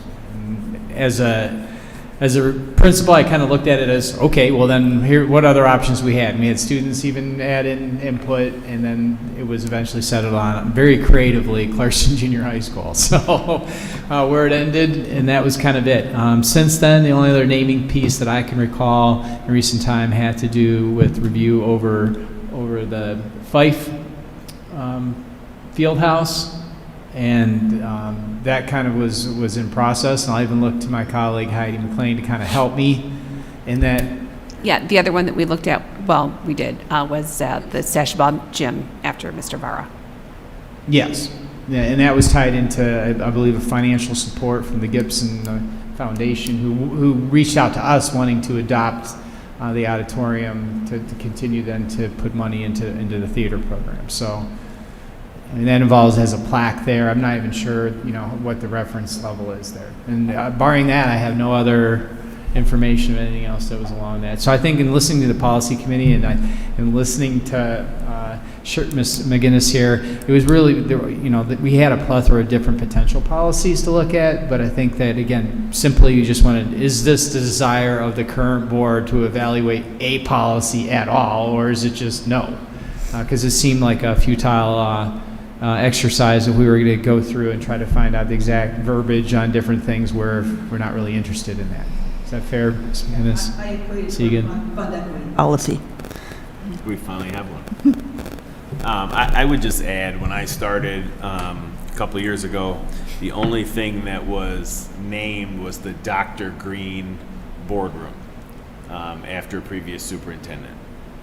Since then, I think we've named 2 things maybe after people. Just historically speaking, I think the district has been in a position of we don't want to name things after people. I didn't really get a rationale of why, but the people that I began serving with were very steadfast that that was the way it was, and that was the rule in Clarkston. And I think certainly the way the schools are named, I don't know that the super makes sense, given what road each school is on and what it's called, but that seems to be our thing. I would be in favor of, let me take a step back. I think a lot of proposals have the best intentions to honor somebody or name a facility or building a room, something after somebody, has the best of intentions, and we have some really, really, really awesome people in Clarkston. We were talking about some of our, if you want to call them our forefathers in an earlier meeting today, that they just know everything that has gone on. They're great resources. They absolutely deserve recognition, and I think a lot of times a proposal comes with a sort of a groundswell of support, and by the time it gets to us, it's a train moving so fast that it's just going to knock us out of the way. And I don't particularly care for being in a position where I don't feel like I can say no if I think it's no. And I think if we look at and colleges love to name things after people because there's usually money involved. We have a policy that deals with advertising. We have a policy on school naming. The room and other piece is a little bit more gray area. I mean, we plant trees and stick a plaque in the ground, after former board members. I think if the tree dies, I don't know where the plaque goes, but I mean, it's a very non-committal, straightforward kind of a thing, I think. If historical context has taught us anything in the last couple decades, I feel like there are all sorts of things where certain institutions are tearing statues down, that they put up of people when certain circumstances come out, or, historical norms change. And, I don't want to be in that position where we're having a discussion of whether or not we should take a plaque off of a gym. I think that's not a good use of our time. I don't know that even having a discussion whether we should put a plaque up on a gym is a good use of our time. Like, how does that help kids, right? How does that keep the focus on kids? That's a lot more about adults, I think. So, I mean, I would be in favor of saying we just don't name things after anybody going forward. I think it takes that off the table. If the groundswell comes up, we have a policy to lean on that says, I'm sorry, that's not something we do here. There's probably another way we could honor this individual and show our respect and appreciation, because, again, we have some really awesome people in our community that made this place really special. I'm not sure that a plaque makes sense. I mean, I don't know who Dr. Green is. I've heard a couple things about him from some of my predecessors, but, I don't know that helps honor Dr. Green any more or less than another maybe more appropriate way. Thank you, Mr. Heyer. Other comment? Mrs. Green? Yes, I find myself agreeing with Mr. Heyer, especially after tonight's meeting. For me, I feel like starting the train of naming anything is going to eventually pit good Clarkston people against good Clarkston people. Well, my favorite so-and-so was named, so now I need to make sure that the next something is named for the person that I think is the best, and so on and so forth. And I think it can just really get out of hand very quickly, and I don't think that's doing what's best for kids. I had heard somebody say that maybe a policy would do a 3-year limitation, a policy, a plaque calling it, the Stephanie Crane boardroom for 3 years and 3 years only.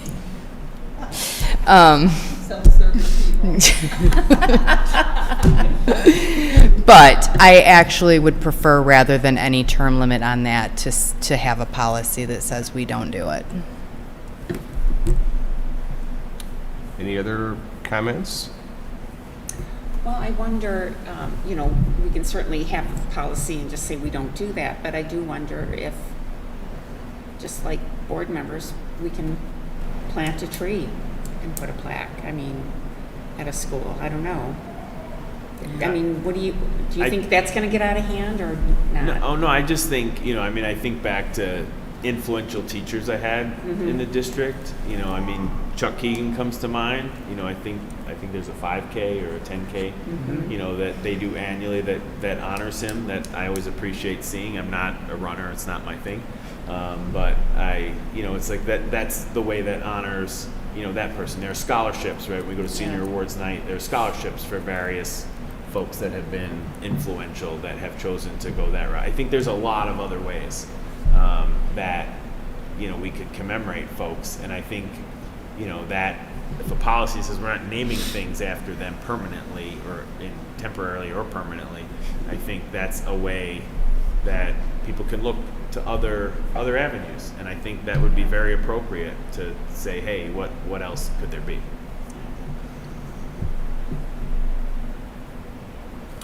Mrs. McGinnis? I'm just wondering, would it be appropriate to have a written policy that says we don't have a policy, but here are other ideas of how you might want to honor someone? Such I'm as? thinking we would want to say the policy is we don't, but there are other approaches to honoring someone that has significantly contributed to student success. And maybe going like the Clarkston Foundation, talk to the Clarkston Foundation and see if that would be the avenue. But I don't want to prescribe how to do it. I would rather just say that, while we appreciate that and we certainly would appreciate honorariums, we just don't want to name our facilities. 10 years from now, another board could change that too. But I think if we're going to write a policy against it, we don't want to hold people back from doing something to honor that person. I agree. It feels like we need outlets. Mrs. Love? So are we getting requests to do this, Mrs. McGinnis? Is that why you're coming? The administration. Okay. And you'd like to potentially look, here's a policy that we can't do it, but here's other ways. Right. Okay. Yeah, in fact, Mr. Goebel's here in the audience. We had reached out to both myself and to President Need in regards to naming for Coach Steve Himberg, former teacher and football coach at Clarkston Junior High School. So. Yeah, the list of super influential folks in our district is long. And, I wouldn't want to get in a position where we ran out of things to name. I think it would get, it would, I don't want to say it would get out of hand. It's a little bit of a slippery slope. I think the easy thing to do is to say, hey, administration and board, this is not a good use of our time to arbitrate who and what we name what after. I think that's something that the community and our stakeholders and our constituency can certainly be creative, and obviously we've got great people that have been inspired by these folks, and we could come up with other ways to do that. President, may I ask then, do we have a consensus to have a policy that says we don't make it a policy? Or is the consensus to have no written statement whatsoever regarding naming? Well, I've heard a couple of board members articulate that the have a policy that indicates we do not do so, but make, unspecified statements as to other appropriate forms of recognition. But we haven't heard from everybody, so if anybody has any contrary thoughts, speak up. Mr. Clark? I think that we have a policy where we don't name things.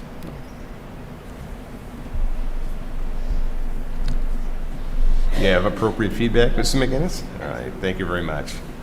And thanks for the policy committee I know you guys have been busy lately, so thank you for your efforts on these. Item 8.3, budget parameters discussion.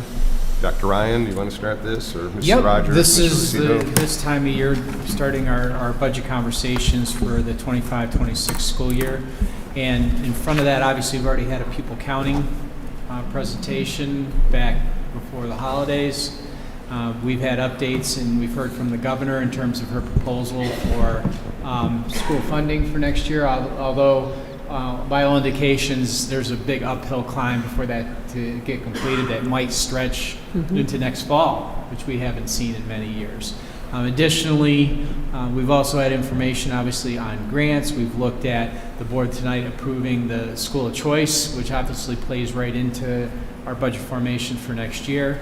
And those lists of assumptions are starting to provide a level of, I'm going to call it, far clarity or undefined clarity. I don't want to kind of say simultaneously is giving some items that some variables are being taken care of. Obviously, there's going to be a lot of assumptions and variables that'll change between now and June 30th when we approve our final budget. But as a step in that road, I have Mr. Lucido and Ms. Rogers up here. We would like to have some preliminary feedback on formation as we start the budgeting process, meaning that this is not binding what we get from the board. This is really directed to our new board members This is more, you're pointing the administration based on board viewpoint in the right direction, and we'll start to move towards that. Obviously, if we get a curveball thrown at us and some very, information from the state of Michigan that takes it in a very different direction, we come back shorter than longer in terms of getting further clarity on that. But as it exists tonight, we'd like some feedback on our assumptions, and as we go through the budgeting process for next year, our final thing at our next meeting, we would put forth some ideas within our developing strategic plan for some potential expenditures for next year that might be in line with that, and we can kind of go from there. So, And Dr. Ryan, we had a different document in our board packet. The hard copy that we had on our table tonight is what we should be discussing. Yep. Okay. I had Ms. Rogers back in the office from No. being out of town, and I wanted to get some These are my final things that notes. we kind of nailed down. We did that She's got today, it up there. and then we provided that update. So, All right, thank you. and we'll continue to change. It's an evolving document, certainly. Can Mr. you Hyatt. remind me what the shared service cap percentage increase is? 10%. 10%. 10%. It's in there, And yep. so is that 200 FTEs? It's in there. We have it as an assumption of 10%, and then you'll see that it changes from 2144 to 2368. That's the max that we can do. So we're saying we've always reached the 10%. So we're saying we're gonna reach it every year. So does this, the 25 gain on top, That has nothing to do with shared service. That's our enrollment, and it is 50 student loss, 75 open enrollment gain for a 25 gain.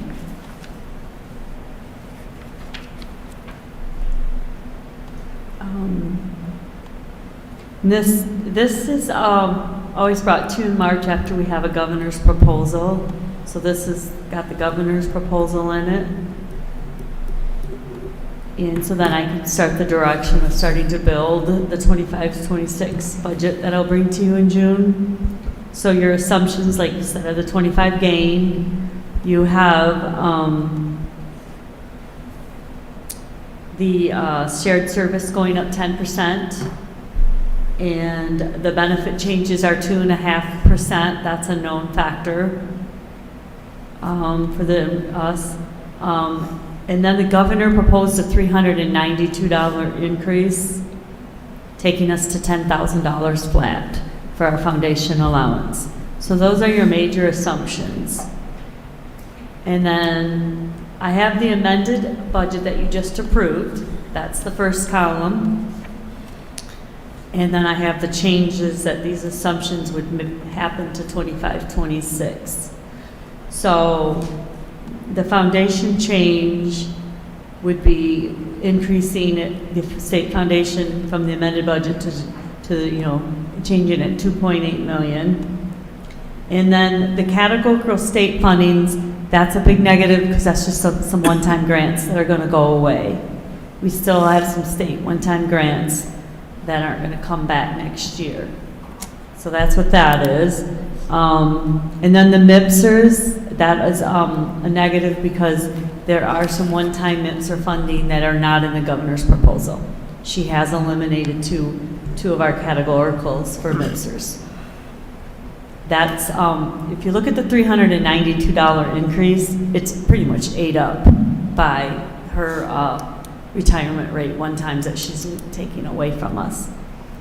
And then you have the shared service enhancement, that's the 10%. That's how much that goes up in shared service. This is just the revenue piece of shared service, so. And then you, the other big change, federal funding, that's just eliminating a Section 11T.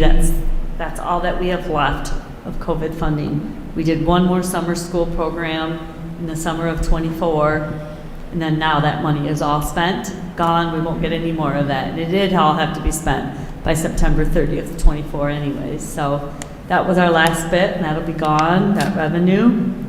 And it pretty much just is a net. It's only like 280,000 increase when you put all those factors into place for 25, 26, using the governor's proposal and then one-time fundings that we lose. So any questions on the revenue piece?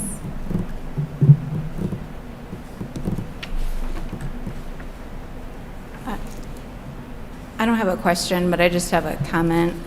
You're saying you're using the government's proposal to kind of come up with these numbers. But I know the Republicans in the House actually passed an emergency budget to kind of prevent a state shutdown. So in the event that we couldn't come to an agreement with a budget, they have passed a budget to put some things in place. And I know that the per pupil foundation is a tad bit higher than what the governor proposed. I think it's only like $25 more, but I think it's pretty safe to stick with this $10,000 per pupil. Historically, we've always used the governor's and then that's what you've always approved in your June budget unless we get an approved state aid. But we've not, it's been several years before we've had approved state aid budget in June. We're supposed to be, but we've not had one. So we've always used the governor's proposal until we know, until something else is approved. Right. It's usually pretty close to the governor's proposal. This year it wasn't as close. This was probably the farthest variance I've ever seen from the governor's proposal. But in the past, it's usually been pretty close. Okay. Usually I think it's the House. They're always a lot more generous. The Senate's usually not, is it the House? Yeah, and then the Senate's usually not, and then the governor's usually in the middle, but I don't know this year. They're saying it's going to be a good fight this year. Definitely for the other elements on here, I believe it's risky, but I think the per pupil is pretty safe. Yeah. But any other questions on the revenue? The expenses, we have the 2.5% of insurance. That's our increase. That's what's going to be put on our books. The employees will also realize a 2.5% increase too. And then human resources, that's just the changes that's mainly our contract stuff. And there's some little bit of retirement changes, but that's mainly our contracts that we have to still implement. And then shared service, we always take 70% from our increase. So if our total revenue of shared service, then we multiply that by 70%, and then that's our expenses. So, and then the miscellaneous expenses, that negative is pretty much just eliminating some one-time grant expenses. If you have some of our one-time grants that eliminated, I was able to eliminate some expenses because those were only there because the grant was there. So that's why you see those.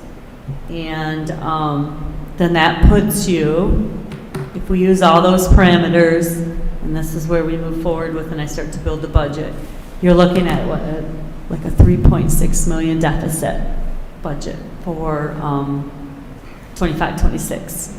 And then as you can see, it goes out each year. And this continued, you'd end up with a 13% balance in 3 years. So. Based on historical performance, though, and to your budget leadership on this, it would not be uncommon for us to underspend this budget. And the variance gets larger.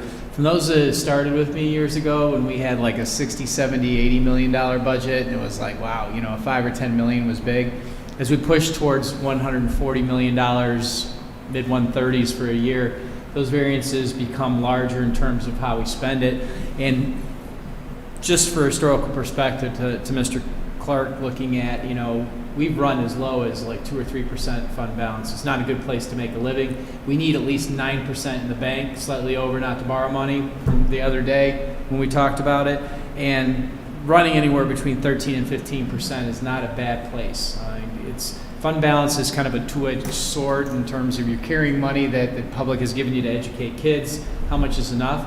But we have kind of, over the last several years, where some districts have really spent down any dollars they've got extra from the state or federal government, we took a much more conservative approach and decided instead of money in, money out, which looks good on paper because you're zero deficit, zero excess, we took the approach of accumulating, only spending where we needed to, and then growing a little bit and then looking at being able to maintain that growth for a couple of years of continuity within our program.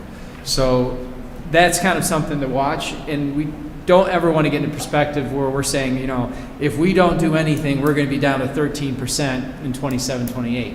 Having been up here for 15 years, I've never seen it to where I've seen us say that we're going right off a cliff, and then we kind of, between shared service, all the different funding sources and everything that we do, we've magically find a way to level off. I'm saying this publicly because I'm being genuine in my experience, not necessarily, as I'm riding 7 seconds on the bull here for Clarkston Schools. It is a wild ride, is what I'm trying to say. But this right now I find very comforting. Over and all, these numbers are not in a way that I find any kind of immediate alarm or peace. And we'll continue to kind of make sure that whatever we invest in wisely. I think that's been a kind of a charge I heard several times from Mr. Heyer. Find things that you want to do. Now is the time to incorporate that in a bigger picture. Find areas that you can reduce in as part of that. And that'll come in another month when we start looking at things that we propose to enhance for next year and to pull back on next year potentially. And then that's another area where we'd like to get board input, and then Mary Beth Rogers will then look at formulating the preliminary and final budgets as we go into May and June. I like to make sure that the team's all up at the line. Mrs. Rogers or Mr. Lucido, can you explain again the relationship between shared service enhancement and expenses? It's simply a percentage? Because I'm looking at the 3 years and there doesn't seem to be the same relationship between the additional revenue and the expenses. Am I missing something? It's 70%. We only figure about a 70% profit. Or 30% profit, I'm sorry. 30%. So the expenses are going to be around 70% of revenue. I understand that, but I'm looking at the various years. It seems to be a different percentage. We do have $1 million in administrative expenses also. Okay. That's also included in the expenses. So that might be what you're seeing. Okay. That's not part of the 30% profit. Got it. Questions, Mr. Heyer? Or Yeah, I just want to ask the question. I'm looking at that line item, summer and after-school programs, $371,000. Does the superintendent, I don't mean to put you on the spot, but is that something that we might want to consider funding? Not only do we want to, in next month when we talk about budget considerations for ups and downs for next year, we're planning on it right now. But I don't like to get too far ahead of myself. We funded out of a grant. It would be a bad assumption on my part to come to the board just assuming that it's going to be forever in there. But I think we've got a lot of benefit out of it, and it's not something I want to let go. So you're hitting on my priorities there. Yeah, I was just wondering if maybe that's, do we have any kind of data on just generically looking at that population that's participated, how they did we, what kind of improvements we saw? Yes, and overall, I think it plays right into the fact that Clarkston's been growing and improving academically each year while the rest of the country goes into the toilet. Okay. It's pretty blunt, but it's kind of what's happening. Along those lines, I think I'm excited to hear about what the priorities are for enhancement, because I have said and have been pushing on, hey, how do we spend money on things that are going to help kids? And I know we've spent a lot of time talking about supports for kids, and we've been very careful and probably a little conservative in our rollout to not be wasteful, and that we want to prove that things work before we really roll them out. I think that's a good approach, and I think it's one we continue to do, but my sense is the list of things we could do are long that would help kids. And so I'm interested to see what the priorities are for next year. And in addition to supports, we've talked about gifted and talented, and we've started to implement that this year as well. And that's something that I think needs to be in here as well with summer and after school programs. I think part of that needs to be enrichment, if we call it that, in there. Just in terms of strictly looking at the numbers, we're certainly fortunate enough that the state aid budget went the way it did, and we end up reducing our deficit from 5.6 million to 1.8 million with the amendment we approved. I don't particularly want to see the deficit increasing as we go. I think we need to get slightly ahead of that, and I heard you loud and clear and have the history of we typically underspend. I would suggest to the board that really in this, 27, 28, we're going to have a $2 to $3 million line item in there on human resources that isn't in there because we don't have contracts that long. But I mean, we could bank on that being in there. That raises that deficit to, $4.5, $5.5 million, somewhere in that range. I don't want to get there. If we had to cut $5 million in a given year, I think that would be challenging, more challenging than we need. I'd much rather cut some money going into next year, look at what we would cut additionally to that the following year, and kind of get prepared for that. I think none of my colleagues, I shouldn't say that, most of my colleagues now on the board at this point, haven't ever been through a budget cutting process because we haven't cut the budget in 12 years, something like that. I think in any organization, I think it's important to look at, hey, what are the things that we could do without that aren't going to impact kids? And I think that would be a good exercise that we could undertake, where it'd be much easier for us to get into May and say, actually, we don't have to implement those. We're in better shape than we thought we were. Let's back off of some of those and wait on some of those things, versus getting to that point and saying, oh, we don't want the deficit to be that high at this point. Because what makes me nervous is the retirement rate reduction can go the other way just as quickly as it was decreased. And we don't have a lot of say in those things, and they tend to happen quickly. And, in some cases, with our budget already being approved, they happen. And fortunately, this one went our way. So I would suggest to the board that we should say, hey, let's look at maybe a million for next year. What could we reduce? And if we look at that, we can certainly decide we want to back away from that because we have the ability to do that. But maybe, hey, what if we said $2 million in 26, 27? What would that look like? Let's start working on that.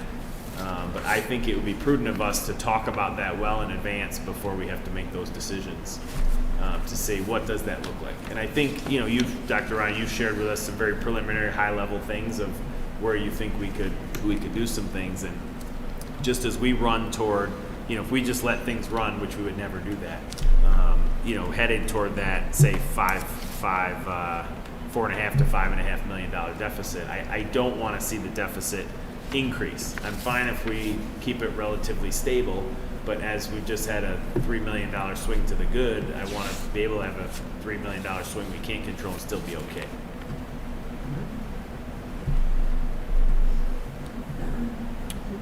Anything else?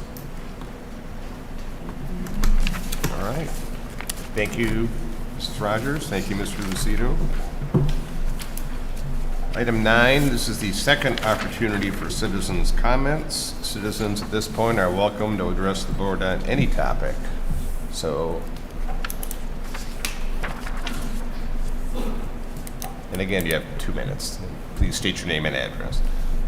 Jackson McNaughton, 8407 Deerwood Drive. Regarding the draft student representation policy, I in general agree with the board's statement on that, especially the idea to have 2 students with staggered terms. In addition, expanding the eligibility of the office to sophomores, so to all students at Clarkston High School. I also appreciate the general nature of the draft proposal, and I think that it would be important to narrow down some things, but if possible, I think it would be best to reserve refinement of the board policy until after the initial policy is already in place, so student representatives would have the ability to comment on their own system for being represented. I think that would be more effective, but in general, I agree with all the board's comments. Thank you. Thank you, Mr. McNaughton. Any other comments?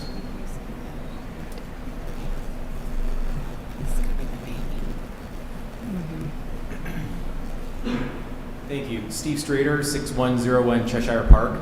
Just to let you know, I am currently the board president of CSIMA. It's Clarkston Schools Instrumental Music Association, long name for band boosters. I wanted to thank you for all the investment in your time and energy in the idea of the waiver for the half credit of PE. Whether you were going to vote yes or no, the time you guys spent on that, it really is important, and it's something that we appreciate as a board, as parents, and obviously the students as well. So I just want to say thank you. Thank you for continued support, and Dr. Ryan, thank you so much for showing up all the time to support the kids. Thank you. Thank you. Anything else? Matt Goebel, for 425 Shabby. I proposed the naming of the field at the junior high to Dr. Ryan. I totally appreciate everything you guys said on the practicality end of it, especially the limited nature of fields, the lack of, precedent for it. I would just hope you guys would consider that working with the young people and, as a teacher and a coach, I do think there's a lot to say the inspiration for people in our community that come back. We talk a lot about it. I know Dr. Ryan mentions the amount of alumni that we have come back as teachers. I grew up in Clarkston, came back as a teacher, and working with a lot of high schoolers, a lot of them are like, I can't wait to get out of Clarkston. And we might love our school system and love our kids, but I think it's important to have stories of people that did come back and were fulfilled, and not only fulfilled in their life, but the impact that they had. I just think those are really important examples to set, and I do think, living and growing up in Clarkston, the groundswell that can happen on some of these things is I totally understand. I think it's perfectly reasonable to need signatures for a proposal, or put a limit on the amount of time that a field would be, 20 years or 25 years, especially because, there are people that are named and no one knows them, and a couple generations go by. But I think for the people that do have an impact on our community, naming something significant, not just planting a tree and putting a plaque up that kids just walk by, is significant, and I think would do a lot to inspire kids and want them to come back and stay a part of the community. So I just hope you'd consider that. If you want to make it tough to make those proposals, I get it, because there's a lot of things that I'm sure people would come to you looking to name, and make it difficult, make it hard. Like, it's perfectly reasonable if somebody didn't have enough impact to have a groundswell of people putting their signatures behind it, that maybe it's not worth it, but I just think it's something that would have a big impact on a lot of kids and would be a great opportunity. So, thank you. Thank you, Mr. Gold. Anything else? All right. 2 information items. This Friday, March 14th, is a half-day for students for parent-teacher conferences. Our next Board of Education meeting is a week from tonight, our board self-evaluation meeting at 6 p.m. Our next regular meeting of the board will be Monday, April 14th, again at 7 p.m. in the boardroom. Item 11 is adjournment. May I have a motion, please? I move to adjourn. Support. Motion's made and supported. All those in favor, please say aye. Aye. Aye. Any opposed? We are adjourned. Thank you, everybody.